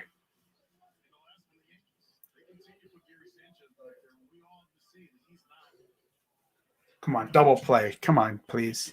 He's going to bunt.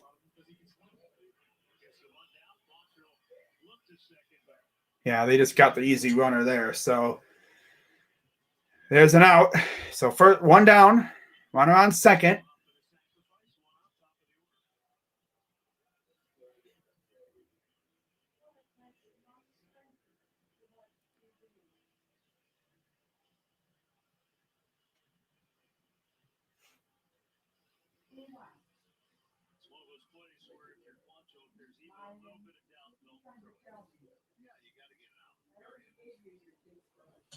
So now they're back to the top of the order. Remember last year when we played the Reds at home, they had an inning just like what we had, where they literally could not get an out. Swing and a miss, where I think we scored like 13 runs or something on them. Just a massive splurge inning. There's always that one game where we just score like a crazy amount of runs against the Reds. It's so weird. Offense just lights it up no matter who's on the offense. 0-1. Did he go? Yes, he went. 0-2. You know what's really funny, though? So this dude, Dashy's doing like these raids. As you see in the chat, he says hashtag Dashy raid. One-man raids. That's not a raid. That like a raid is when you have like when you absolutely destroy a dude's chat with people coming in. I've been a part of raids like where like a few thousand people will be popping in. Here's the 0-2. Checks the runner. Here's the pitch. Inside. They love throwing inside, man. I guess they're trying to see if they can maybe paint the zone or maybe take advantage of whatever expanded strike zone there is. But ump ain't calling it. So 1-2 for Winker.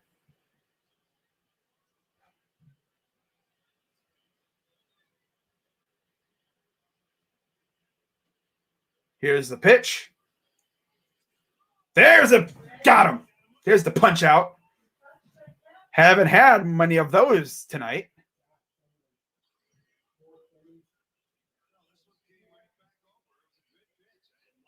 Yeah, right around belt high. Just above the belt.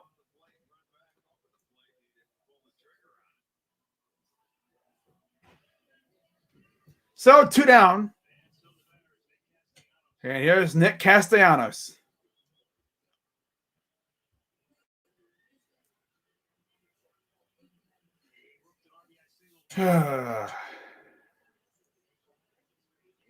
One for 2 with a line out, an RBI single, and a run. You know, it's interesting. Castellanos, his last couple of years in Detroit, he became kind of the living voice for their failures. He moved to the outfield. He wasn't very good out there. Then he said, I'm not moving back to the infield when they asked him to. He said, no, you are. Here's the pitch. Straight.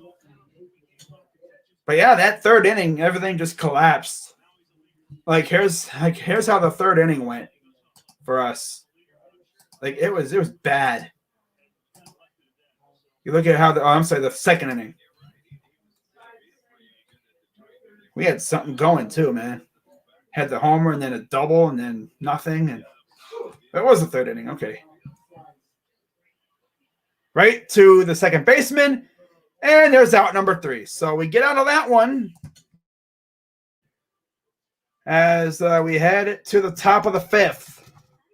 Down 6. But yeah, I mean, you look at how the third inning went, and it was not fun.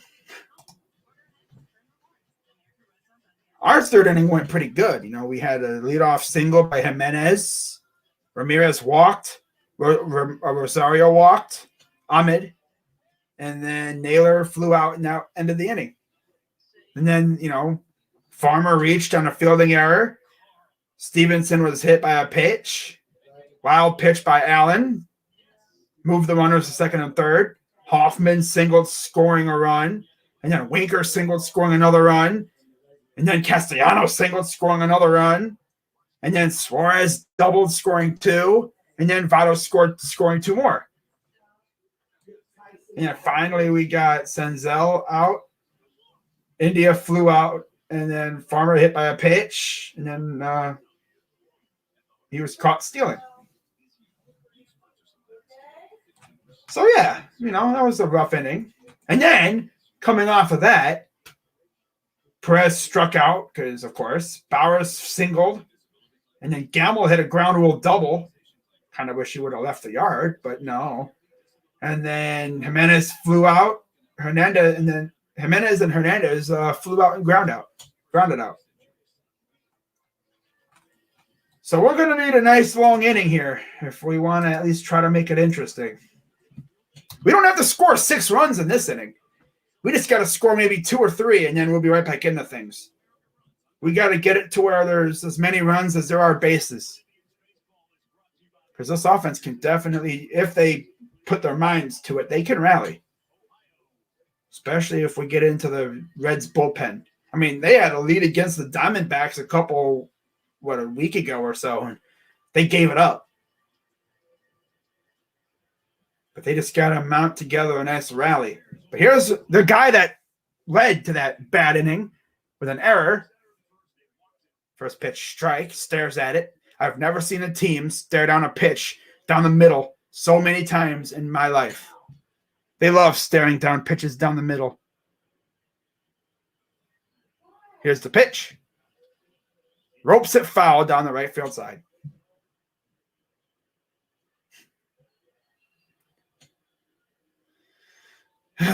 But I know one thing. We're probably going to lose quite a few games like this. I mean, it's a long season, I mean, there's going to be games like this. We're not going to win them all. 0-2. Line drive. That's going to get down, lead off base hit. That's exactly what you need right there, man. It's exactly what you need.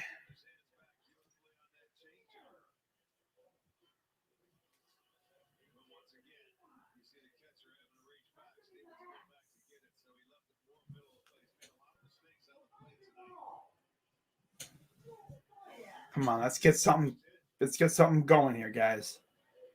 Need a base hit from Eddie, and then we need Ahmed to get something, and then we just need to start mounting a nice little rally here. Need a hit train.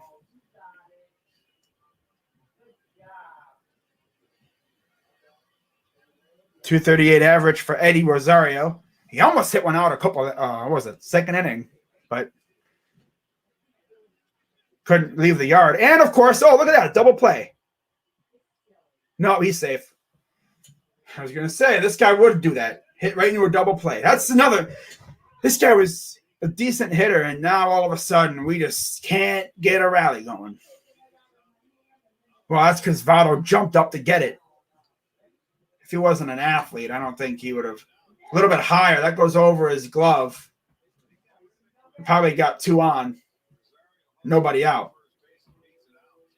Swift, this dude, if Ahmed does the same thing, I'm going to be fuming. It's like we can't string together hits. But here's Ahmed Rosario against Hoffman. 7 men on base. Wow. It would be so Indians to have a double play here because we can't do nothing. We have the most unclutch offense I've ever seen. It's a far cry from what we used to have many years ago, a couple years ago. He went 0-2. This dude freaking Eddie's not going to be moving from first base. I already know that. Yep. But that's what happens when you don't pay for good players. What is this dude Dashi doing in his freaking stream? 0-2. Grounder, double play. Knew it. Yep. Called it. I called it. Can't mount together a good inning because our offense is trash. I don't even think they really even care about. They're just not doing it for themselves, man. Like, seriously, what is this dude Dashi even doing in a freaking chat? This dude's not even like. What's he even doing in here? Hold up.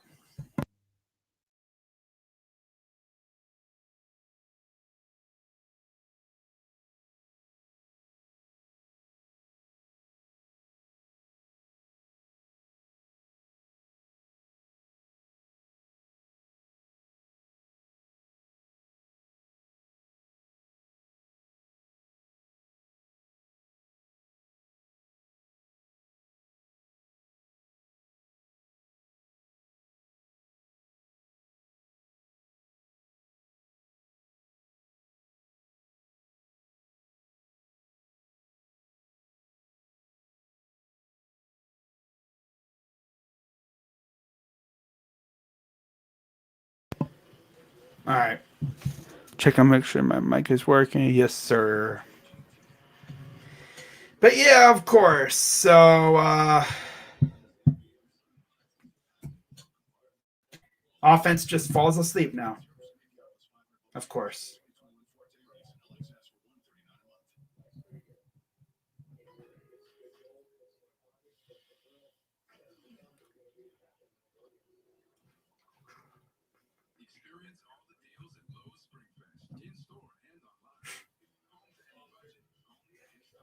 Now,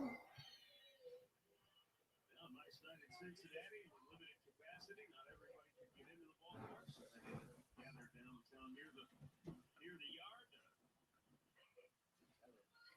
Friday night cocktail at Yard House is right there.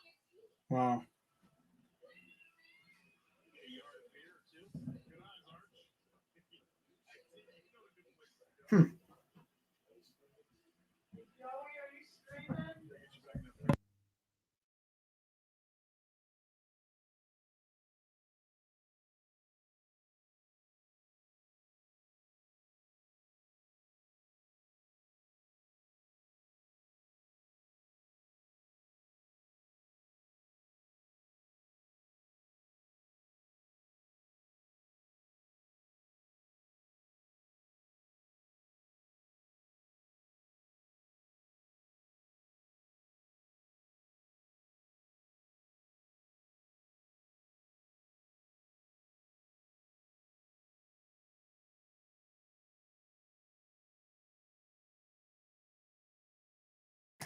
All right.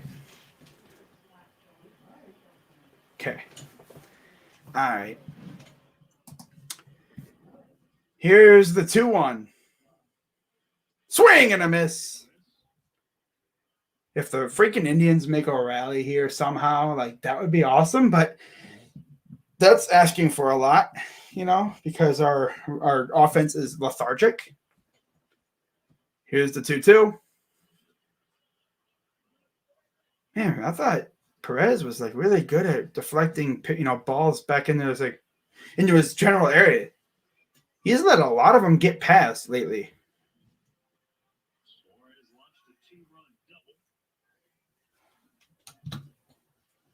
Here's the payoff pitch from Quantrill. Strike, of course, another walk. So yeah, we still can't throw strikes apparently. Dude, and that's what caused it. Then there's that. Then the freaking pitcher. Then there's that one, and then another hit, and another hit, and then a dong. They were hitting everything, and wow.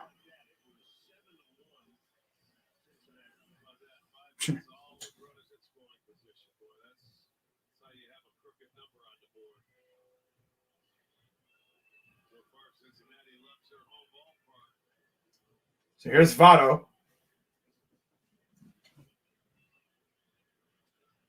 Ball. Indians throw a strike challenge. Officially Major League Baseball, but there were a number of teams like the Reds who did not play, so they're celebrating Jackie Robinson Day today. Thus, yet again, Cincinnati, they did not integrate their team. Wow. And it's a 1-1 count. Bottom 5. Like we've left 7 runners on the scoring position, like on base. It's pathetic. Most unclutch offense I've ever seen for the Indians. And there's a swing and a miss. Strike 2.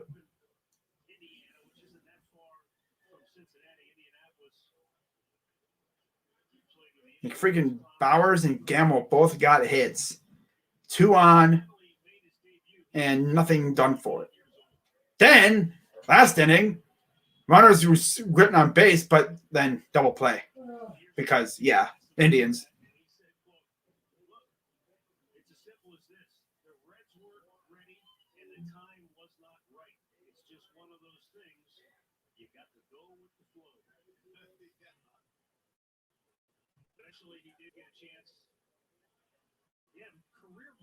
So here's the 2-2 to Votto. Little blooper. Eddie is there, and he'll make the catch. 2 down.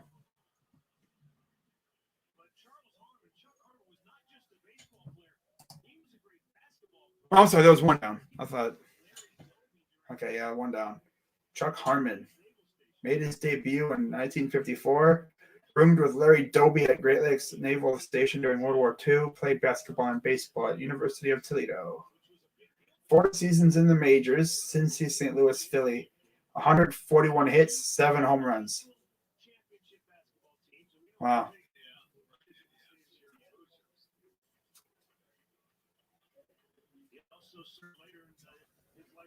All right, here's Senzel. Swing and a miss.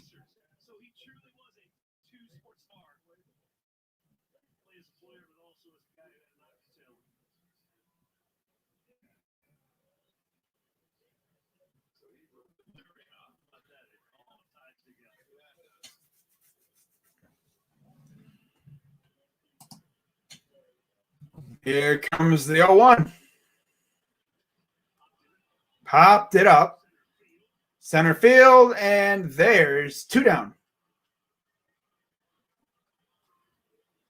I'll be doing tomorrow's game and, of course, the game after that as well, because the way I'm doing it, I'm doing pretty much all the games that are not divisional games. So, of course, because divisional games, you have 19 of those suckers, and I'm not doing all 19. I might do a couple here and there, big pitching matchups, and, of course, the first game of a series, maybe. If I'm bored, I might do more, but, yeah. But I'm definitely doing all the non-divisional games. I'm doing most of those, if not all of them. And there's another hit. And you have 2 on with 2 out.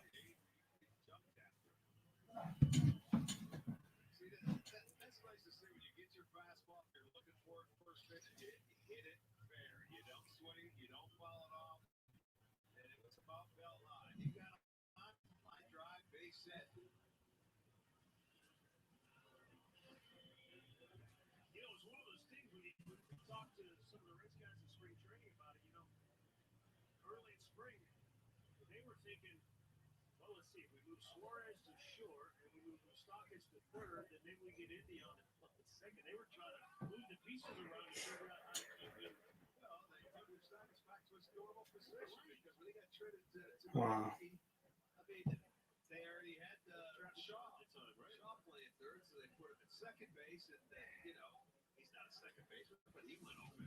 And here's the first pitch to Farmer. Outside, ball 1.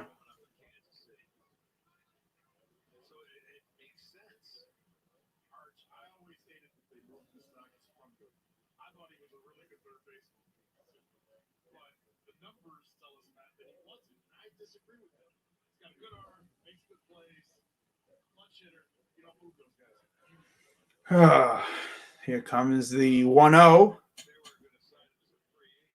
Oh, they say nope.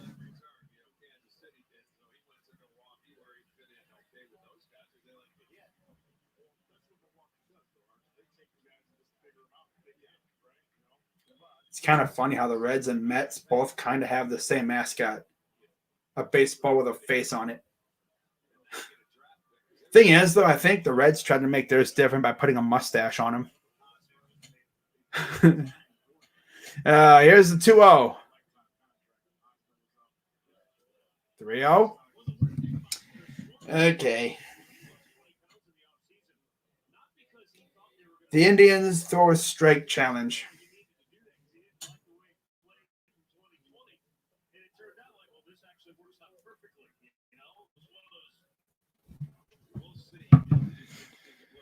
Oh, 3-0. Here comes the pitch from Quantrill. Ball 4. This team is really starting to anger me.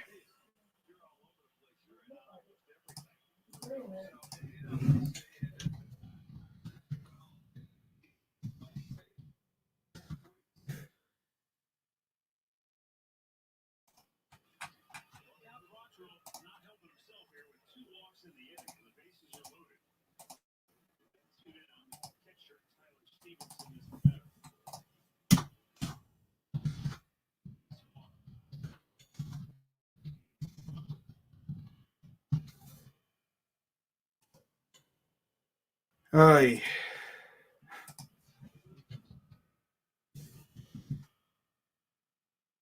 Popped them up. That'll go into the seats. Foul.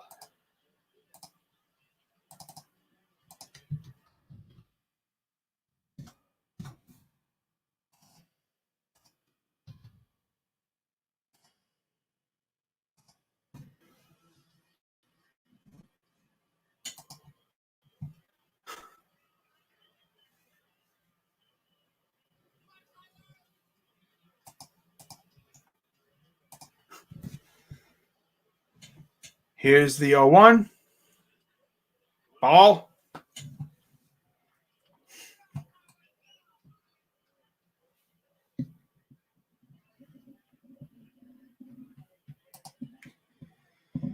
Oh, man.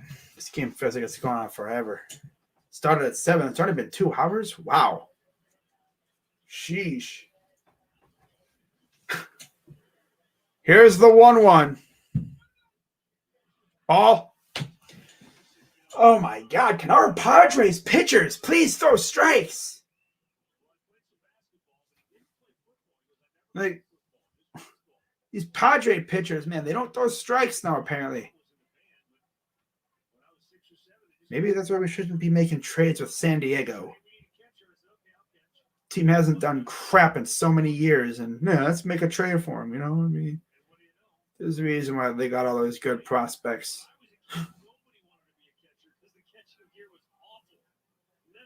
Man, probably would help if we had like hedges behind the plate, but yeah. We could have gotten so much more for Clevenger. That's Dolan for you. I do like how they got Class A for Kluber, though. That was a low-key fleece. Got Class A, who throws 100-mile cutters. Here's the pitch. Swing and a miss. Wow, you got him to throw a strike. You got him to swing. Nice. We got a dude who throws 100-mile-per-hour cutters in exchange for 1 inning of Kluber because he got hurt. DeShields wasn't too bad. I mean, he came up useful at times, especially as a base stealer. That's one thing this team doesn't really have much of is speed on the base paths. They don't have that stealer kind of guy.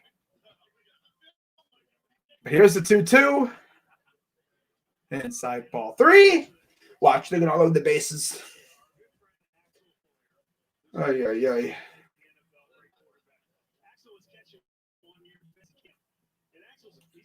Cleveland Indians throw a strike challenge.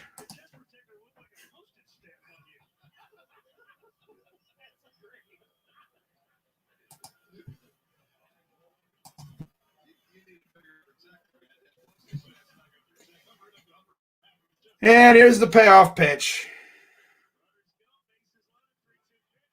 That's a gapper. That's going to score at least a run. 2 runs going to score.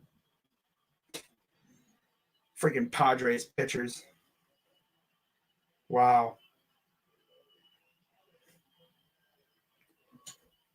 This team freaking sucks.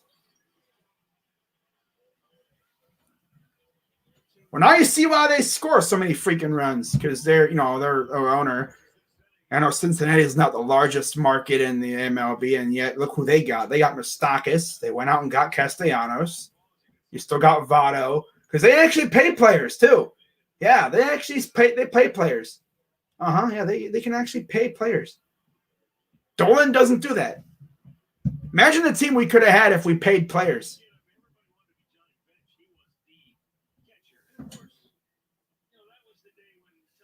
All right.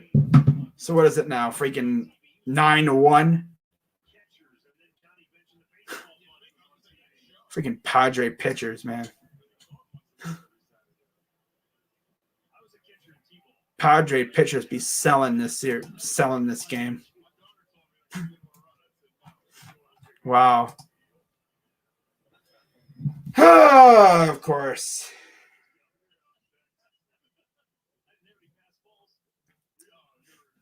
Ridiculous.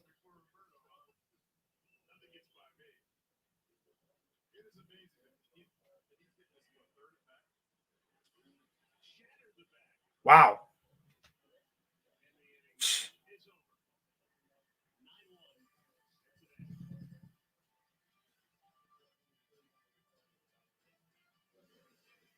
We head to the top of the 6th.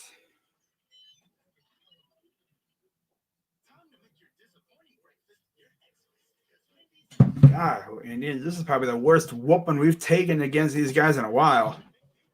My God, bro. But it's all because of that 3rd inning, you know? Yep. If Jose doesn't botch that throw, that's an out. If you probably don't hit the catcher, that could be an out. Or if anything, it's a base hit. And then you have the catcher. I mean, you have the pitcher coming up. Could be double play, especially if, if he bunts, there's an out right there, 2 outs. And then maybe you get the next guy out. Boom, you're all set. You're probably at worst tied at 1. But no, because our team sucks. So, yeah. Yep.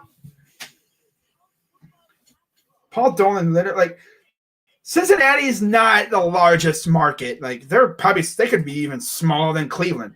But look at their roster. Look who they got on their roster. Their owner actually went out and threw some dough at people. Castellanos. Of course, that's some decent drafting too. But look who they got on their freaking roster, bro. Moustakas. They freaking took Tyler Naquin. They got Tyler Naquin on their team, man. But Dolan doesn't like to spend. Looking at the roster we could have had, if we actually spent money, it could have been something like the Reds roster a little bit with better pitching. Imagine our lineup if we actually spent money. We could have had Ozuna, maybe. I think he would have been reasonable. Castellanos, possibly. Yeah. We probably would have kept Brantley, so I don't even know if we would have went after Ozuna. Probably keep Brantley. I don't know about keeping Kipnis. Santana would have still been here, that's for sure. But Dolan's cheap, so he ain't going to spend. That's what he does. He doesn't spend money. Imagine being a billion. I'm going to keep rapping on this guy, but you're a billionaire owner, multi-billionaire. You have a freaking warehouse full of cash. You own a baseball team, yet you don't do anything to help said baseball team win a championship. And you just let a franchise cornerstone shortstop walk where you traded him away. Okay. It's ridiculous. It's crazy, man. This freaking owner is pissing me off. Our owner pisses me off, man. And there's a ground. Look at that leadoff base again. Are we going to do anything with it? I hope so. At least make it interesting, for Pete's sake, man. Cut into this lead a little bit. You don't have to have an 8-run inning. You just cut into it. Maybe a 3 or 4-run inning would be great. Make it at least a 4-run deficit or so. But knowing these guys, they ain't going to do crap. Crazy Dog, why are you being so negative? I mean, want me to be positive down 8 runs because our third baseman botched a throw? Pitchers are supposed to be like, let's rally off of that. Let's get out of this. But no, off that botch, what is our that double play? Of course. And here's Perez. This is Perez walking down the first base line. He's doing the freaking Booze Clues strut. Like, come on, bro. Like, it's the most predictable thing I've ever seen, man. Double play. My God, man. The most predictable thing I've ever seen with this team. Double play. Get a base hit, double play. Double base hit, double play. Bases loaded, nothing. We are allergic to scoring with runners in scoring position. And it's mainly because our head coach is a bum, but we don't get rid of him because I think he has a thing with Tito. Tito's a damn good freaking coach, but look at the roster he has.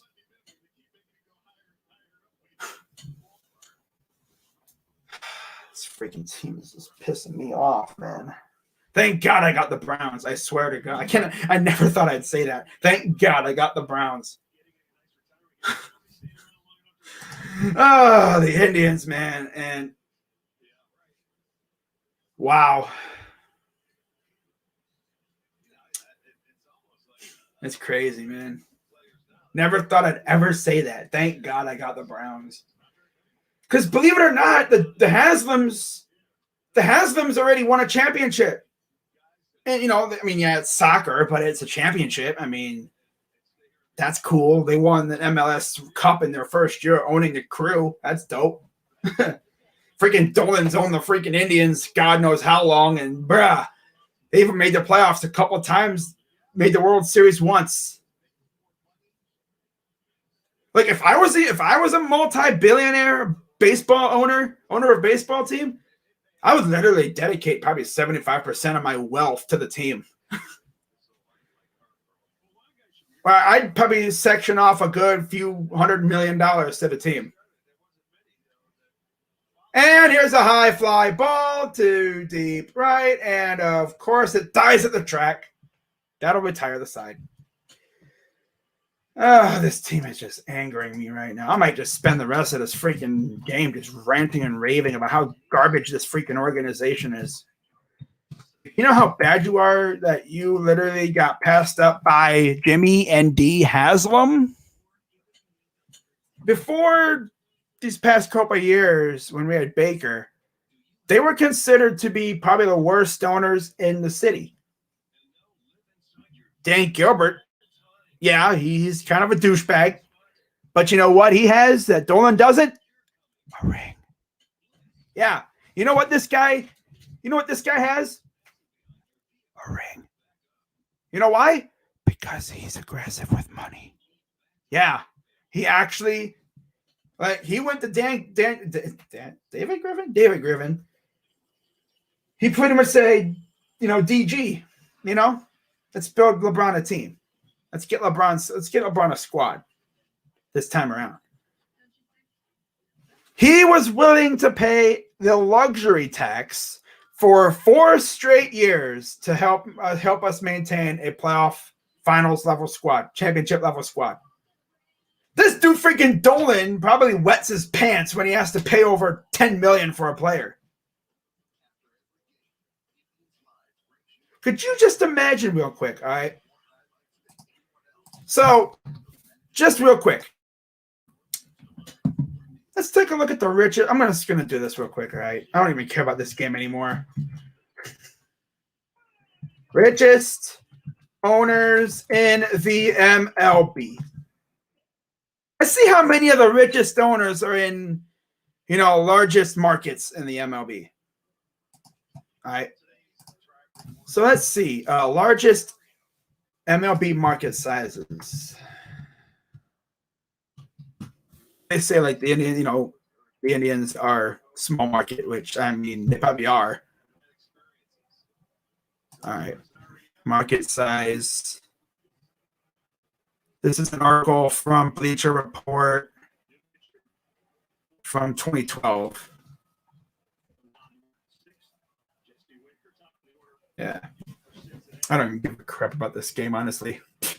Game's pretty much a wrap now. Truly big market. Miller and 10 on the bottom end of the spectrum. Okay. So, yeah. Kansas City, smallest market, really. Revenue values for the Royals. Young and promising Royals team. Yep. They won a World Series a couple years after this thing was posted, so of course. I mean, the Indians did have a freaking nice little span of freaking selling out the stadium. Kansas City is the third smallest media market and second smallest metropolitan area among all MLB cities. Needs to draw really, really well in order to make money, because its TV contract and other revenue streams will never get lucrative. Oakland's number 29, of course. They're known for their money ball. Okay.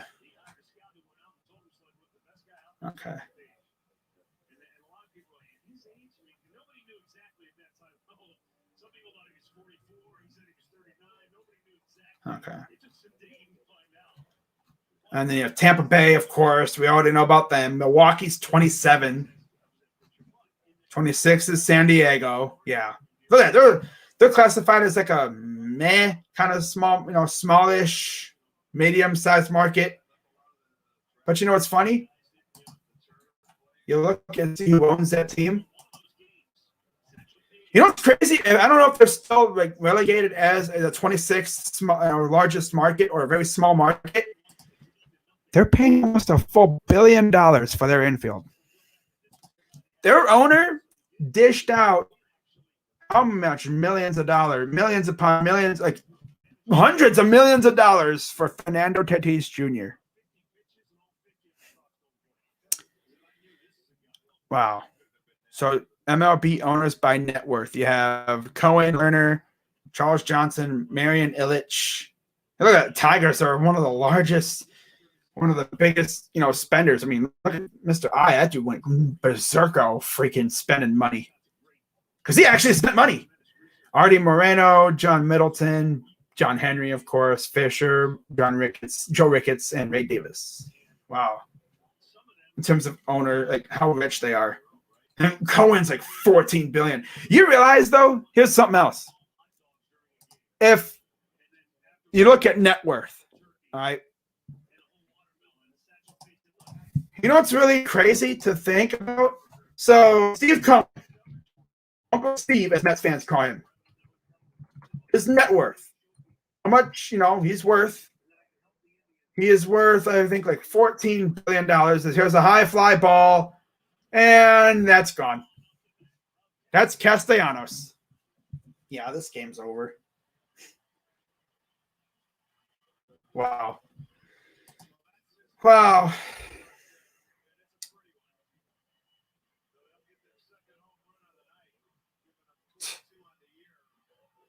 Like I said, this was a launching pad.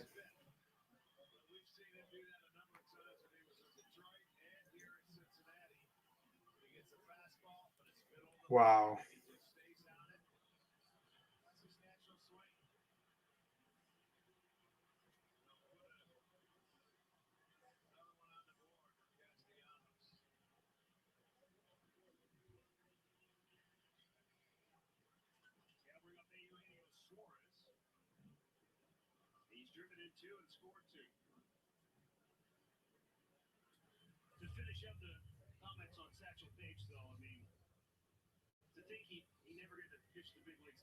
Wow. But could you show the game that you are watching? No, I cannot because of copyright. I may not care about the game too much right now, but I'm still not going to show it.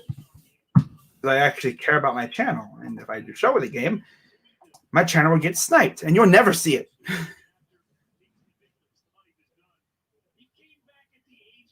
Wow.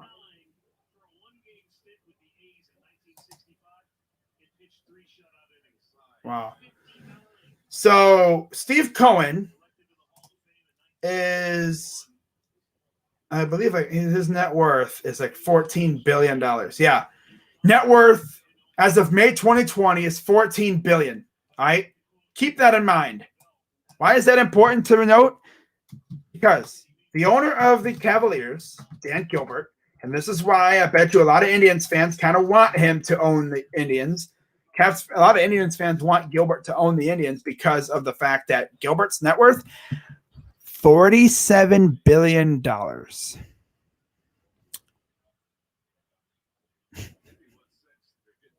Yeah. $47 billion.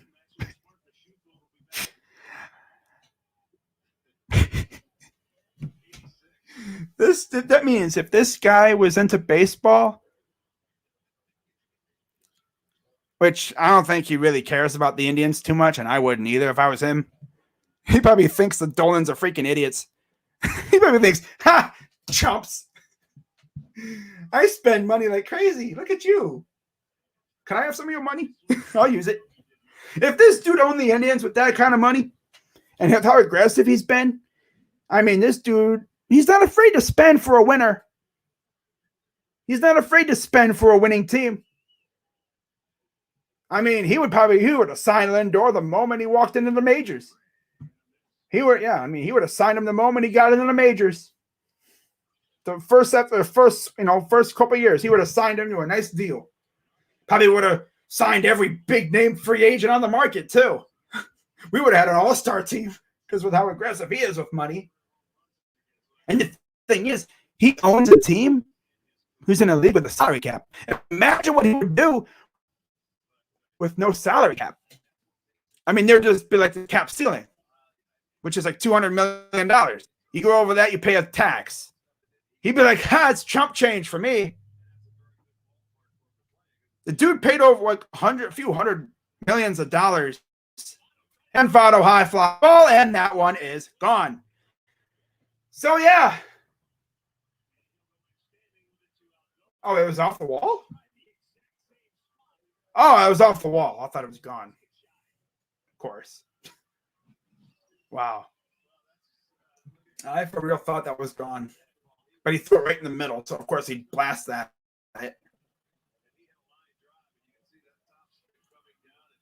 Oh, yeah, it hit off the wall. Okay.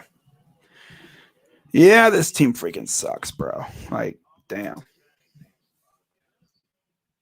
I mean, taking out all those like years of anger where we just beat up on them because they see how bad our team is, and they're like, finally, the Indians are trash. Now we can finally take out all our anger because they've been our daddy for so many years. But Dolan doesn't spend money, so this team's going to get weaker and weaker. Like, literally, our peak was 2016. That was our peak.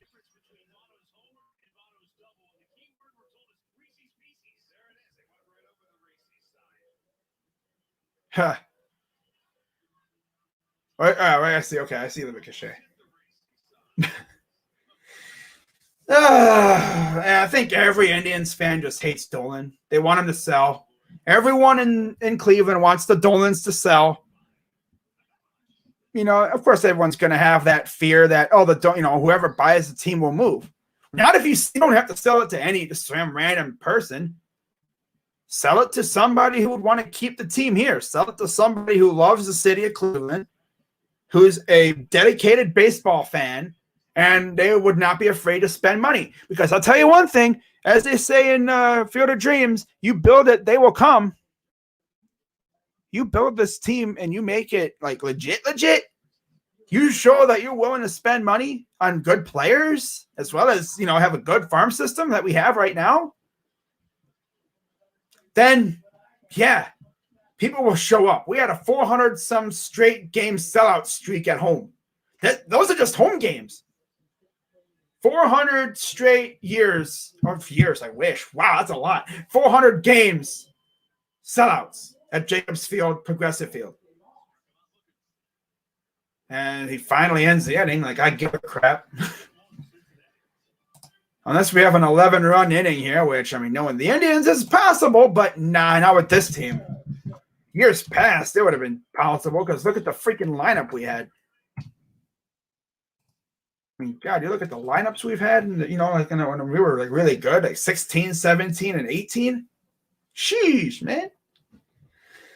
But I think our window is pretty much shut.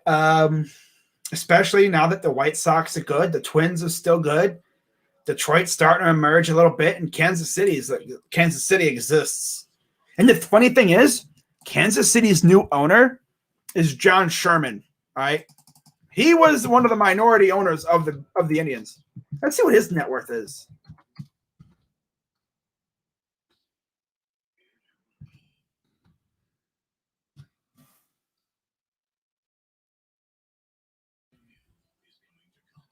Let me see. Hold on. Kansas City owner. John Sherman. Patrick Mahomes is the newest member of the team's ownership group. Yeah.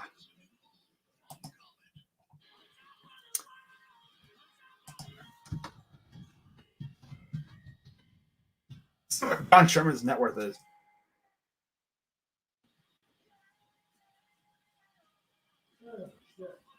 $1 billion. So he's not richer than the Dolans. But I bet you he would have probably spent more money on the team than Dolans would have. I think I've even heard a rumor that he was setting up to buy the Indians. He would have bought the Indians at a later date, but yeah.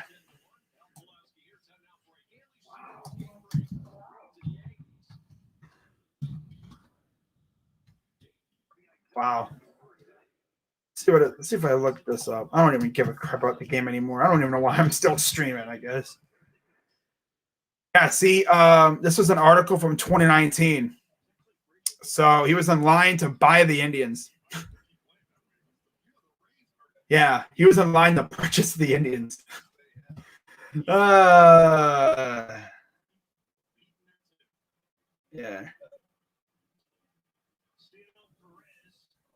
Ciano Perez is now pitching for the Reds now. Sherman's minority shares in the Indians were placed in a trust that is controlled by an independent trustee. Oh, okay.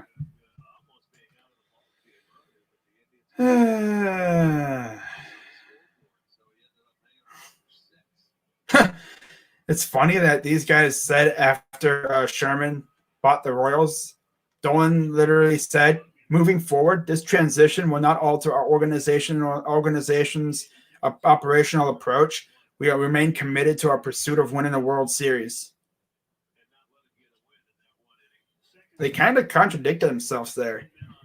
You want to win a World Series, but you don't want to help try to build a team that can win that World Series.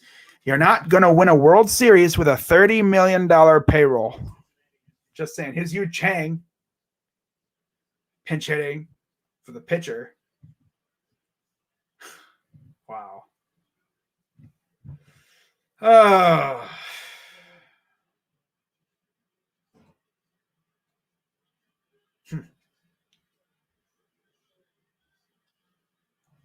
Wow.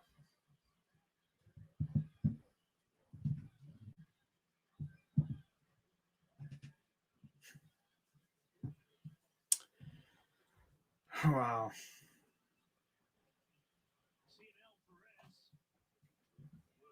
20th year that the Dolan family has owned the Indians. Yeah, okay. Swing and a miss, struck him out. Yep, top of the 7th.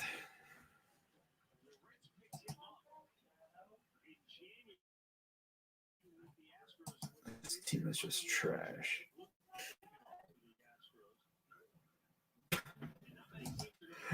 Okay. Freaking Zach Miza, one of the beat writers, just tried to freaking be funny, but he's not. He tried to meme. And there's a home run in the left field. That'll be a 4-0 ball game. Oh, Tom Brenneman. You are such a douche. Oh, man. and there's a driver in the left. That'll be a 4-0 ball game. Oh, yeah. Remember that? freaking Tom Brenneman said something stupid on microphone, you know. I've said some stupid stuff, but here's a key word for any announcers out there, or would be people that want to become a commentator like on TV, or like even on here. I mean, if you have a microphone and you want to say something sus, make sure your microphone is off before you say it. Okay, because this dude got caught on 4K in Kansas City on TV. Like they were showing, I guess, the outfield in Kansas City or something. Like there was a hot mic and they were rolling. This dude was saying something about, was it gay people in Kansas City or something? It was like something capital of the world.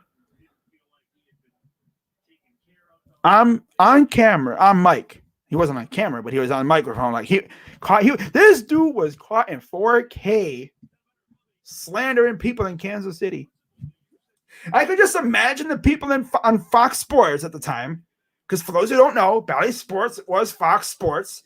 Bally took over the regional networks for Fox. I can imagine the people inside the production truck were probably like, in the words of Booker T, tell me he did not just say that. Oh my God. Then he apologized and everything after saying it.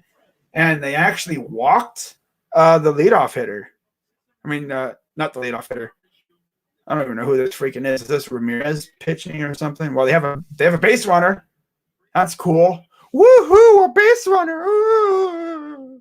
Oh, it's freaking Hernandez. Ooh, a base runner. I'm so excited. Yay. Yeah, I would have been really excited if we didn't give up 7 runs in the 3rd inning, because our pitcher, one, can't throw strikes, and our lovely freaking third baseman botched a routine grounder, and then we give up like 5 straight singles. Wow.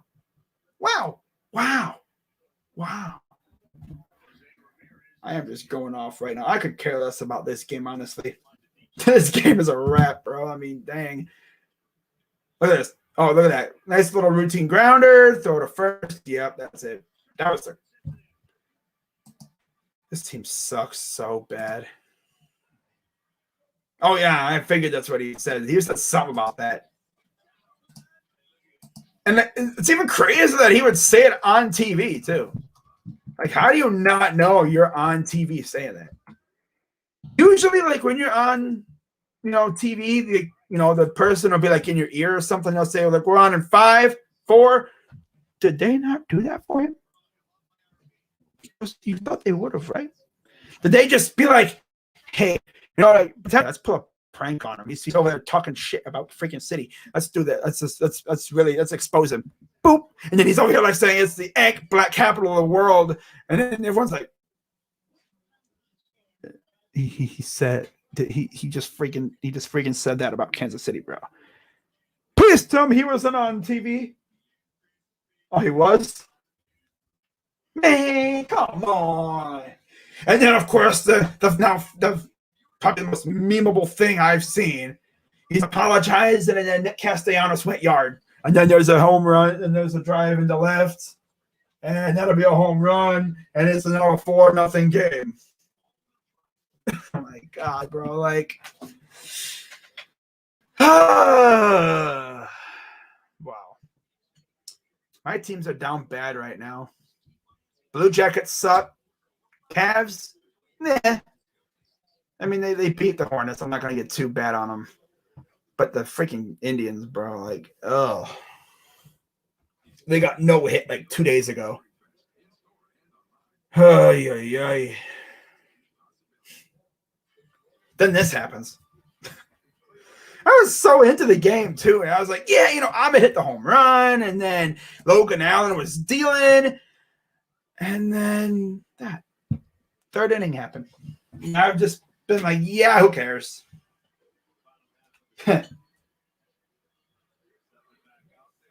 Yeah, like, I care about this game as much as freaking Dolan cares about winning. Like, imagine like saying I'm competing for a World Series while your team possesses a $39 million payroll.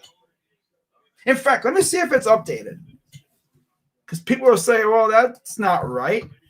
There should be more than that, right? It should be, but it isn't.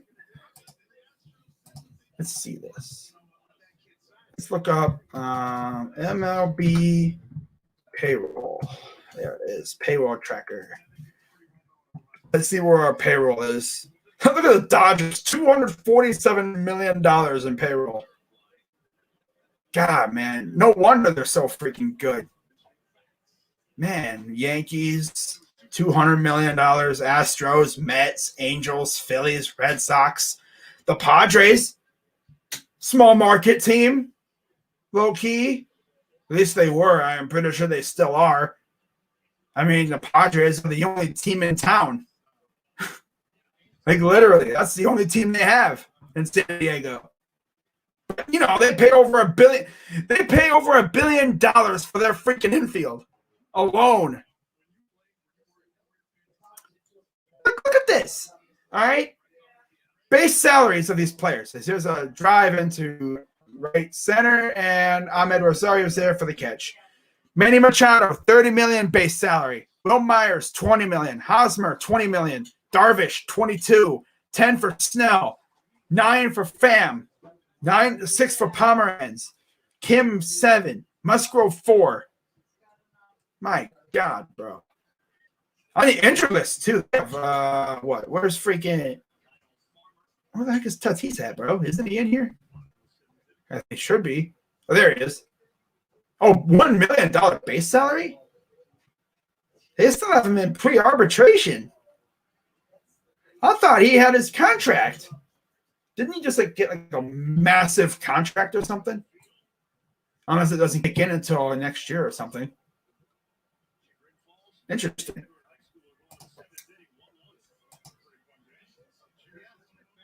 Huh. 2022. Let's see what he's got for 2022.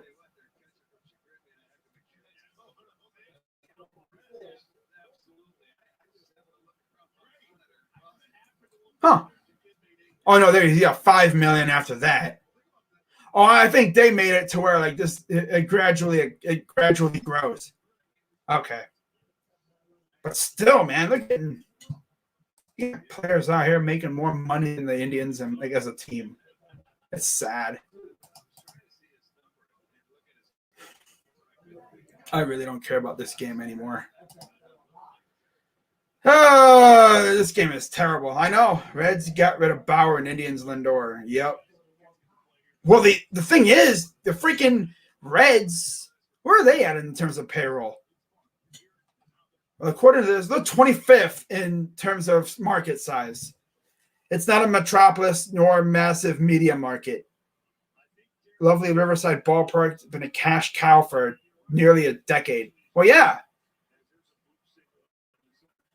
Yeah, it's a cash cow for a decade. Unique sort of X factor when it comes to revenue streams. Indianapolis, Louisville, and Columbus are all larger cities than Cincinnati. Yet each has only a AAA ball club. While Indianapolis and Columbus are split between Reds, Cubs, and Indians fans, Louisville is almost exclusively Reds territory. Lexington and Dayton. So that really helps them out. Okay. Baseball tourism, proximity to Louisville. Louisville Slugger. Yep. Region is relatively baseball mad.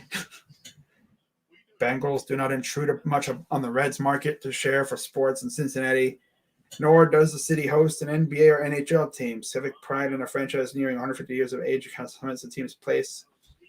Mid-market team. Yep. Changing baseball economy is going to emphasize its small market status in coming years. Yep. It's a small market, but you know what's really crazy? They actually spent money, believe it or not. Yeah. Their owner spends money. Let's see where they are in terms of the ranking. Okay, so yeah, right around there, right around mid. Yeah, they're like middle of the pack, I think. Yeah, they're 17th, so right around the middle of the pack. $98 million payroll. 2021 total payroll, $121 million for a small market team.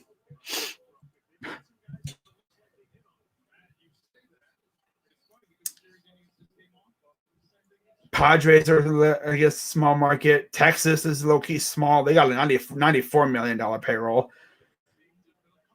$114 million for the Rockies. Denver's a pretty big city, though. Milwaukee's $92 million. Arizona's $91 million. Kansas City's $90 million. Kansas City's got a $90 million payroll. Indians got a 49, so it's better than the 30-some, but it's still bad. I'm not saying that we have to have a $200 million payroll, but 90 to 100 million, 95 or 100 million wouldn't be bad. You know? I always say that there's like a cycle. You know, you have a owner that doesn't spend money on good players, because, you know, that's another thing. You know, it's kind of like NFL. Free agency goes along with draft. Sure, it's nice to have a good farm system, but you got to complement that with free agents, you know? Can't just have your team be all farm players. Because if that's the case, you're going to be consistently churning out new teams every 5 years or so. I mean, I don't even want to buy jerseys for these guys because I don't know if anyone's going to even be here. Freaking bought a Lindor jersey 2 years ago, thinking maybe they're going to pay him. Nah. Not to mention, I just wanted an Indians jersey. Figured I might as well get one before he's gone. Yeah, I want to get a Bieber jersey, but who knows if they're going to keep him. I swear on everything. If the Dolans do not extend Bieber, I am done being an Indians fan. I'm joking, but legit, Dolans need to sell the team if you're not going to keep it. Bieber is probably the best ace we've had maybe since CeCe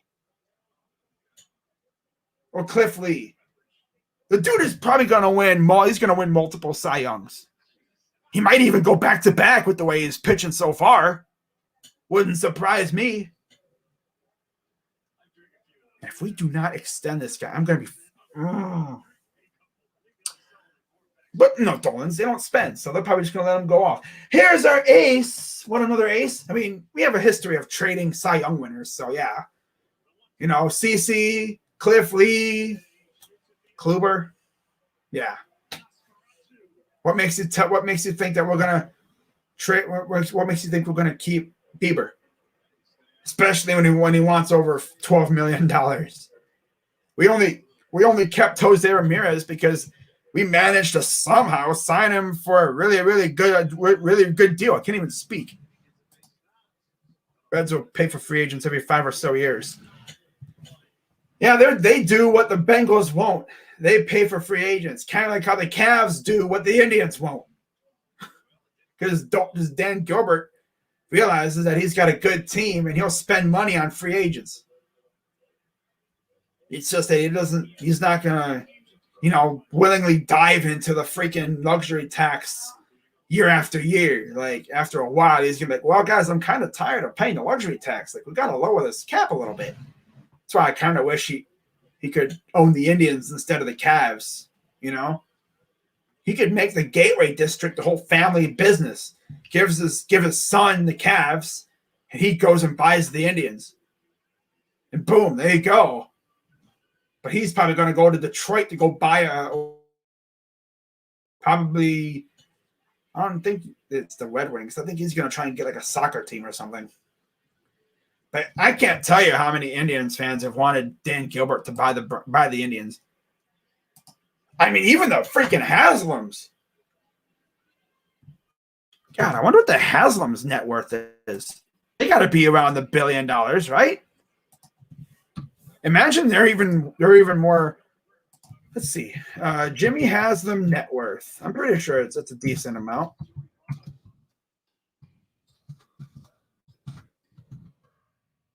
$3 billion. So yeah, he's slightly under, but he would probably spend most of it on the freaking Indians.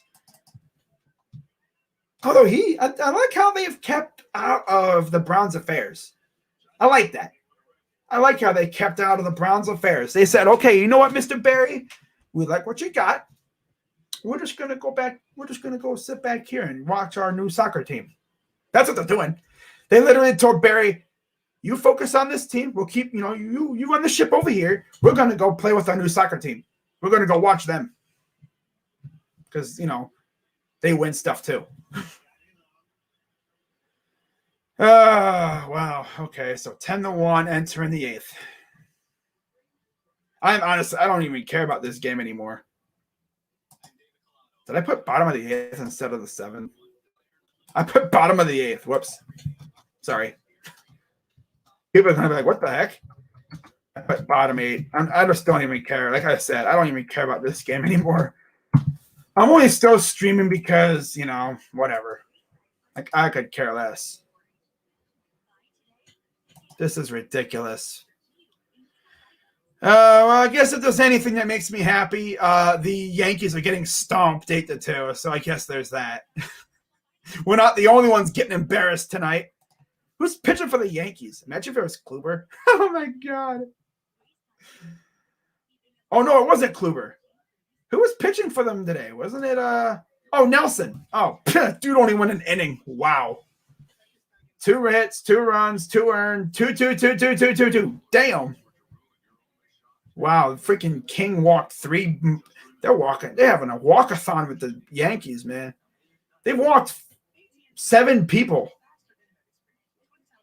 And they're at the top of the 8th. Holy crap, bro. By the way, what the heck has gotten into the Yankees all of a sudden? Like, damn. I mean, their lineup is pretty good. They have LeMahieu, Judge, Torres, Stanton, Urshela, Hicks, Sanchez, Frazier, Odor. Like, that's a pretty good lineup. And they're getting stomped by Tampa. Like, okay. I mean, every year we seemingly lose in Cincinnati. Cincinnati is a very hard place to play in if you're not a good team because, as a pitcher, because you got to be really good because if you're not, they're going to, I mean, the place is the launching pad. Balls fly, I've said this about 1,000 times, but balls fly out of that park at an alarming rate. It's literally like a bigger version of Yankee Stadium because for some reason, baseballs just fly out of there.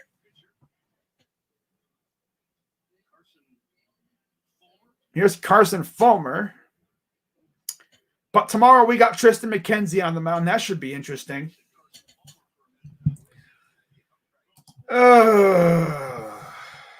It's just crazy, man. Like $49 million. Like the Dodgers are they're making almost $200 million more in payroll than we are. But then again, LA, a ginormous media market where you share the same media with 5 other teams in different sports. You have 2 baseball teams, 2 basketball. I mean, golly, bruh.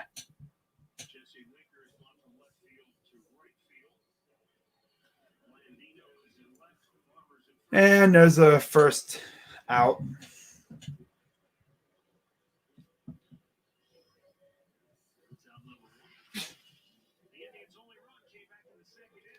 Wow. Yeah, remember when we were up 1-0? That was fun. Then everything fell apart. Let's see who the Reds are paying. Let's see where all this money is going to the Reds for $121 million. So Votto's making $23 million luxury tax salary. His adjusted salary is $25, base salary $25. Moose is making $14, Castellanos $14, Suarez $10, $8 for Miley, $4 for Castillo, Barnhart $3 for Winker. Yeah. So all their really good players are making good money. $14 million isn't a bad amount for a good player. I would willingly pay $14 million if I was an owner or GM for a guy like Castellanos because he He can help you out. Mustaka, same thing too. But yeah, how much is Ozuna making? Because he was another guy I was liking, but I knew we weren't going to get because owners are cheap. You know,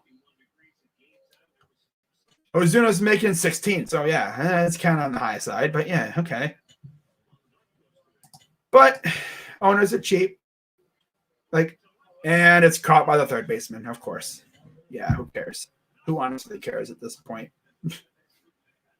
Who honestly cares at this point? Freaking team sucks, and that's all because of Dolan. Dolan doesn't pay for good players. I mean, it's okay to rely on your farm system. Get some young guys in there, but you got to complement it with free agent signings. And the thing is, like, they sign free agents. It's just they're all dumpster dive. Like, I mean, they actually paid money for Eddie Rosario, who's a decent free agent. Like, yeah, he's actually a good free agent. I'm surprised. I was shocked when we signed Eddie Rosario. Yeah, the funniest thing is they actually had to go over payroll to sign him. It's like they actually had to do that. Like, this dude probably damn near wet himself when he heard that, they were going to sign Eddie. Probably getting all like, shaky legs and everything. Like, oh no, I actually have to go over payroll. Oh no. Any other manager, any other owner would be like, bam, $8 million, bam, for 5 years. Nah, we wouldn't do that. Because the thing is, Eddie Rosario will go somewhere else next year and probably ball out because, yeah, he'll get the bag somewhere else. Freaking ridiculous. As you can tell, I really hate Paul Dolan. Indians fans hate Dolan. I wouldn't hate him if he actually spent money on good players, but he just doesn't. You let a generational shortstop leave, and you have a knack for trading away Cy Young pitchers. So, yeah. Yeah.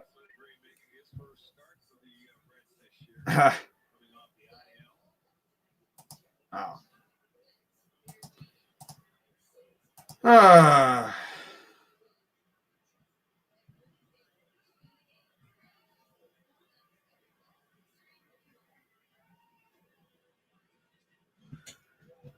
Ay, ay, ay.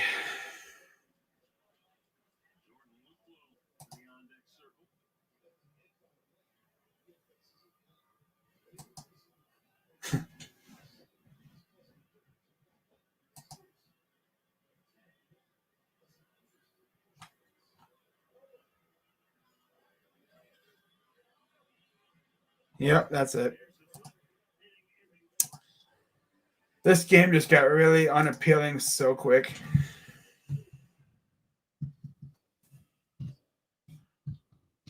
And I went from yay, like I'm so interested, I don't even give a crap no more. Oh well.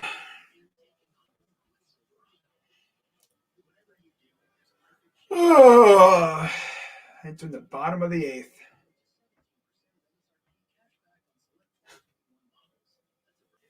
Oh my god.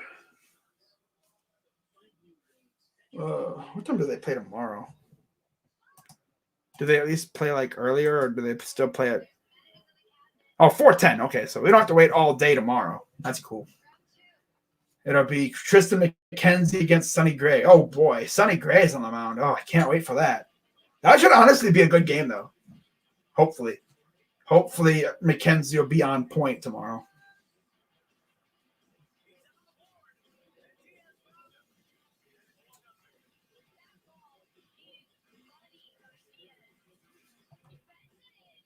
All right.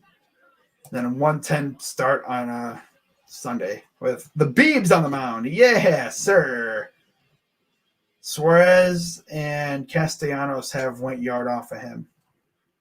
But that was like when he was first coming into the league, I'm sure. So should be interesting. Oh, well.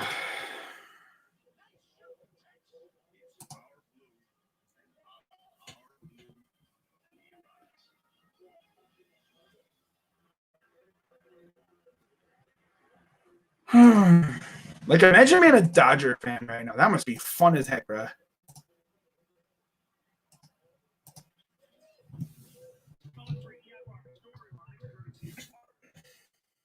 I wish I could go back and see like payrolls from like the past years. Oh, I think I can.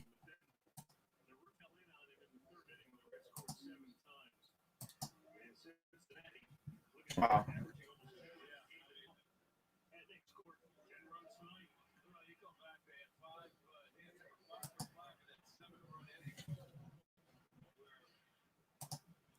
Let's see what it looked like 10 years ago, if possible.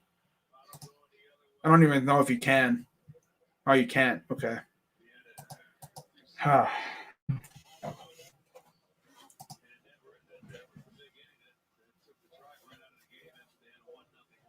Wow. From up 1-0 to down bad. Ay, ay, ay.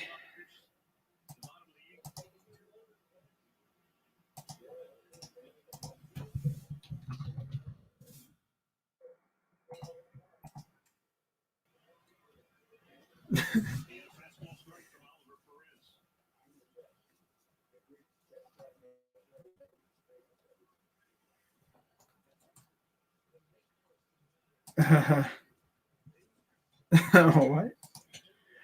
Oh.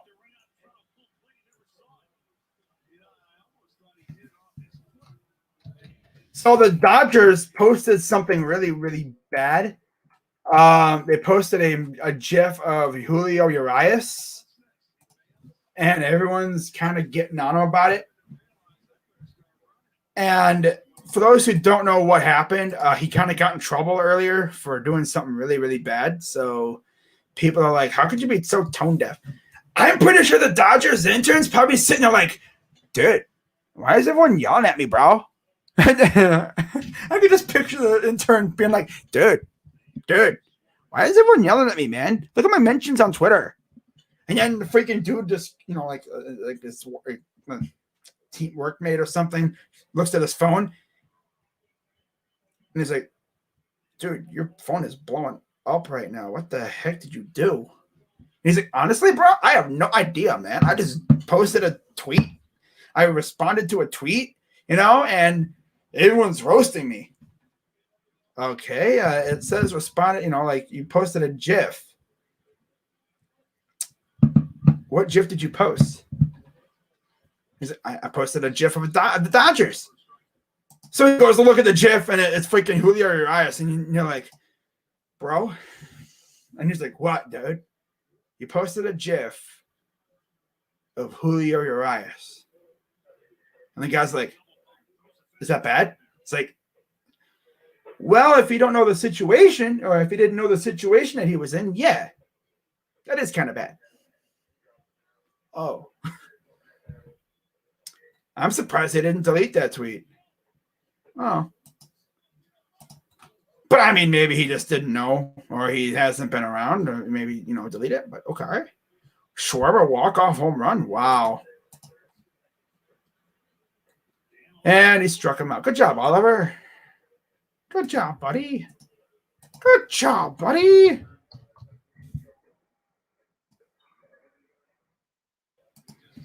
Oh, this team just, oh my God. But of course, with baseball, 162 games, very long season. So, yeah. You're going to get a lot of these kind of games. And then there's going to be games where we do this to an opponent. We're kicking the crap out of them. I feel like there's going to be games like that.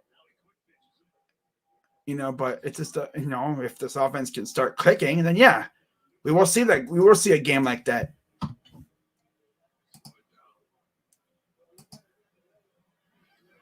Ooh.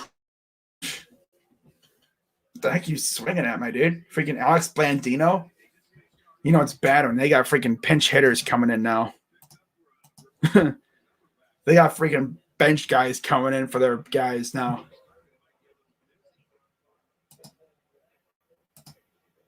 Swing and a miss. Got him. Got him. So, 9th inning coming up. Zimmer and Bradley. It's time to call up Zimmer, Bradley, and Johnson. Maybe those three, or at least two of those three. All right. 10-1 Reds lead. Oh, man. Pirates are winning 4-1, bottom of the sixth. Wow. How have they scored? God, the Pirates out here playing like they're not trying to tank. Probably because they figure, well, we got Kamar Rocker coming in soon, so in the next 2 or 3 years, so we're good. He'll be coming here in the draft, so we don't need to tank anymore. Moran homered, Frazier tripled, Reynolds doubled, and Tyrone Taylor doubled for the Brew Crew.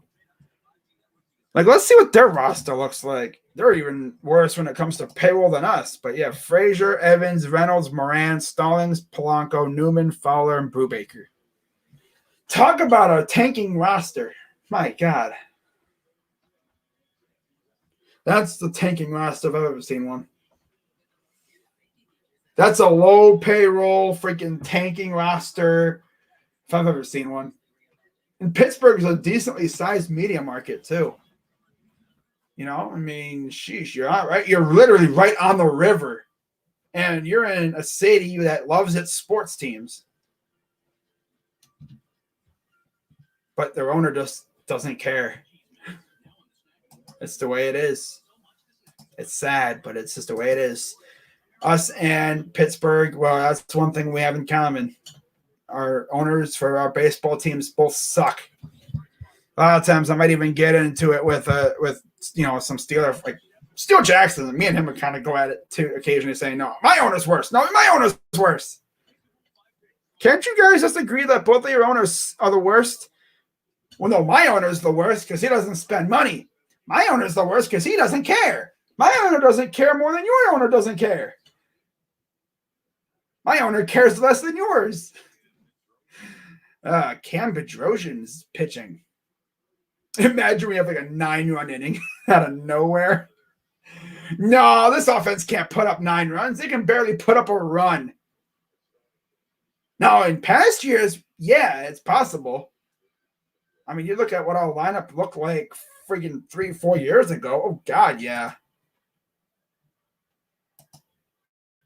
But like I said, it's a long season. You're going to have a lot of games like this. There's going to be games where it's flipped and we're beating the crap out of an opponent. I mean, remember last year? What was it, 7th inning in Cleveland? Oh, here's a high fly ball. That is to left, and it's off the wall and gone. Luplo, of course. Yeah, Luplo, waiting to do that now. Wow, Luplo, talk about a garbage time ding-dong. Okay. Thought that was off the top of the wall. It was gone for sure, but.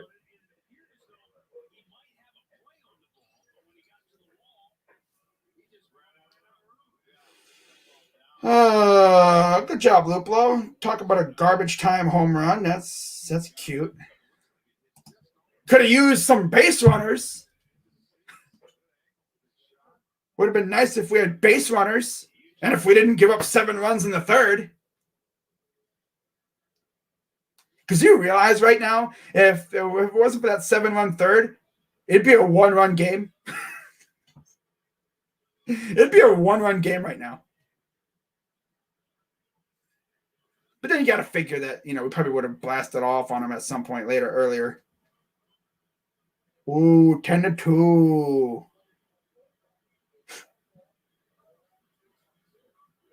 Yeah, okay.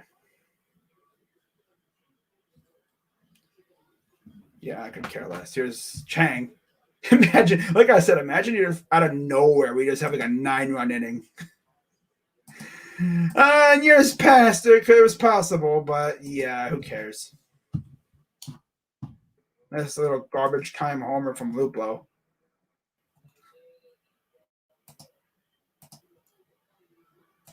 Oh, well. But you know what's really crazy, though? Like, Ahmed Rosario has hit a home run before Francisco Lindor. Now, you could argue, oh, you can't hit a home runs if you don't play. Well, yeah. Yeah, that's true. But you would have thought he would have hit a home run by now, right? I mean, dang, they've played, 5 or so games. You thought he would have hit a home run in one of those games, but no. The dude, you just can't even get on the field because Mother Nature hates him.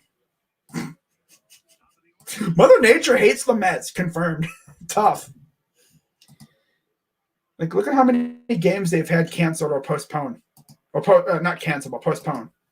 Like, dude, what? What?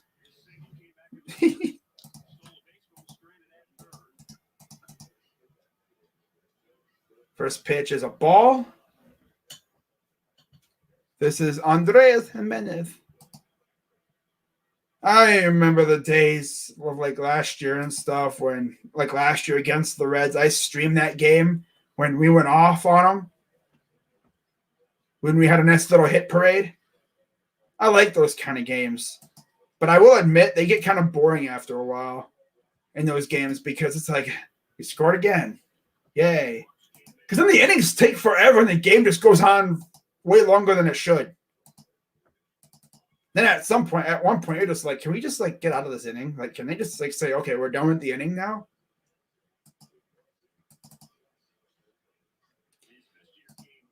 Well, yeah. Logan Allen really should not be a starter, though. He should just stay in the bullpen. Because he's only good for like an inning or two.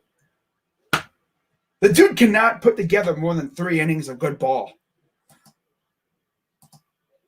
He should just stay in the bullpen.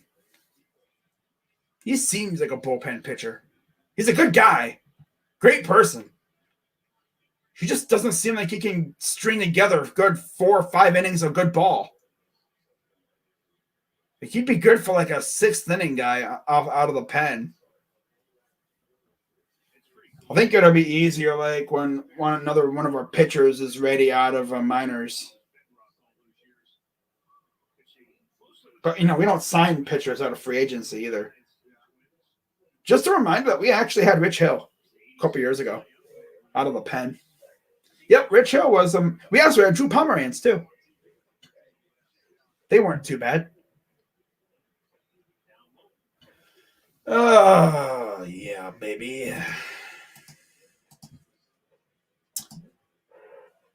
But yeah, this game was fun for like 2 innings. And then Logan Allen, gave up that. It's like, it almost, it's weird. It almost seems like as though the error, a lot of pitchers would be like, okay, you know what? That's cool. That's cool. He had an error. That's fine. I'm going to rally and I'm going to get us out of this. Logan Allen completely collapsed. He did the exact opposite of what you'd think he would do after that. Like freaking James Karinchak, freaking Loki, they had an error in the game that he pitched yesterday. He didn't fall apart. He's like, I bet. And he went out there and bam, got him out. I think he struck out the next guy or whatever. But yeah, he got out the guy because to think that inning could have been way different. And this game could have been way different. But also, you got to score with runners in scoring position. We could have erased that lead if we would have scored with runners in scoring position. Chip away at the leads. We have like the worst clutch hitting team in the freaking league, I swear. It's changed so hard. Oh, wow, another base hit.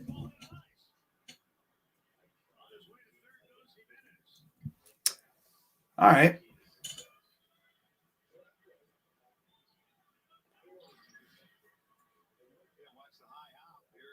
That was a very high hop. Like, boing! Hit a trampoline. Doing.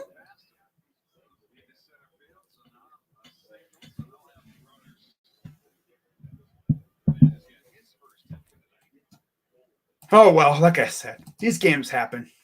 Very common in the MLB. Every team gets blown out at least once, I feel like.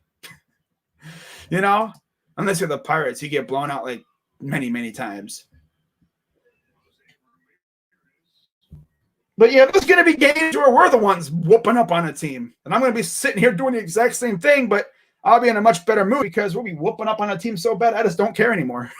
I'll just be like talking to the people in the chat, and then I'll be like, oh, there goes another ding dong for Eddie Rosario. Yeah, it does, right? It's like, whatever.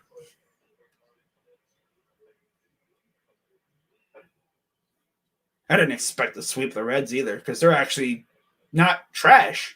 They have some decent players. I say that about every bad team that we played, but it's the truth. Like, they're not the Pirates. If the Pirates were doing this to us, I'd be like, oh, okay. But yeah, Logan Allen, I don't know what happened to him. He just collapsed on the mound, man. Ugh, I hate to see it.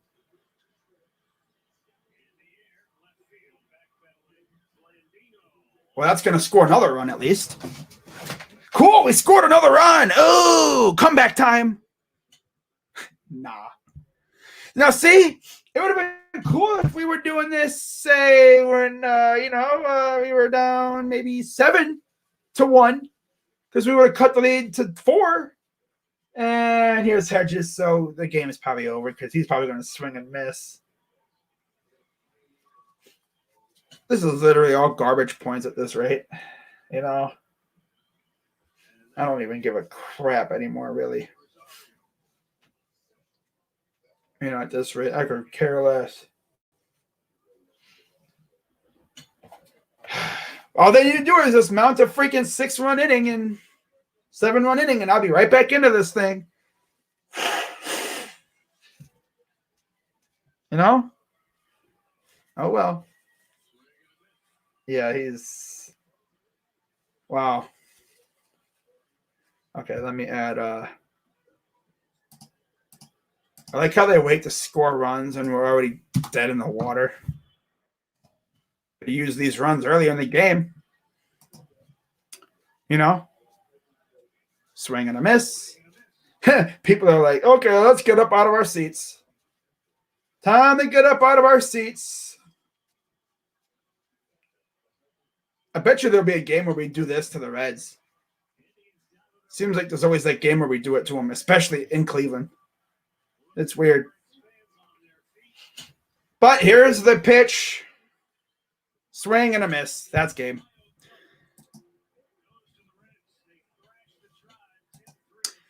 Yep, they win thanks to a 7-run third inning. And now we'll be back tomorrow with Tristan McKenzie on the mound as we'll try to even this series up. Now, last year, if you remember, we lost the first game as well in this series. We seem to suck in first games of series, but then we always seem to bounce back in game 2. I mean, in fact, I think this year we've lost the first game of every series so far this year. Yeah, we've literally lost the first game of every series thus far this year. In Detroit, there was the snow game. Home opener against Kansas City. Oh, no, we won the series against the Tigers at home because, we swept them. But then we turn around and lose the first game on the walk-off in Chicago. So just bounce back tomorrow. Whatever. But I'll see you guys later on. I'll see you guys tomorrow. So until then, I'm Crazy Dog. Let's go, Tribe. And I'm out.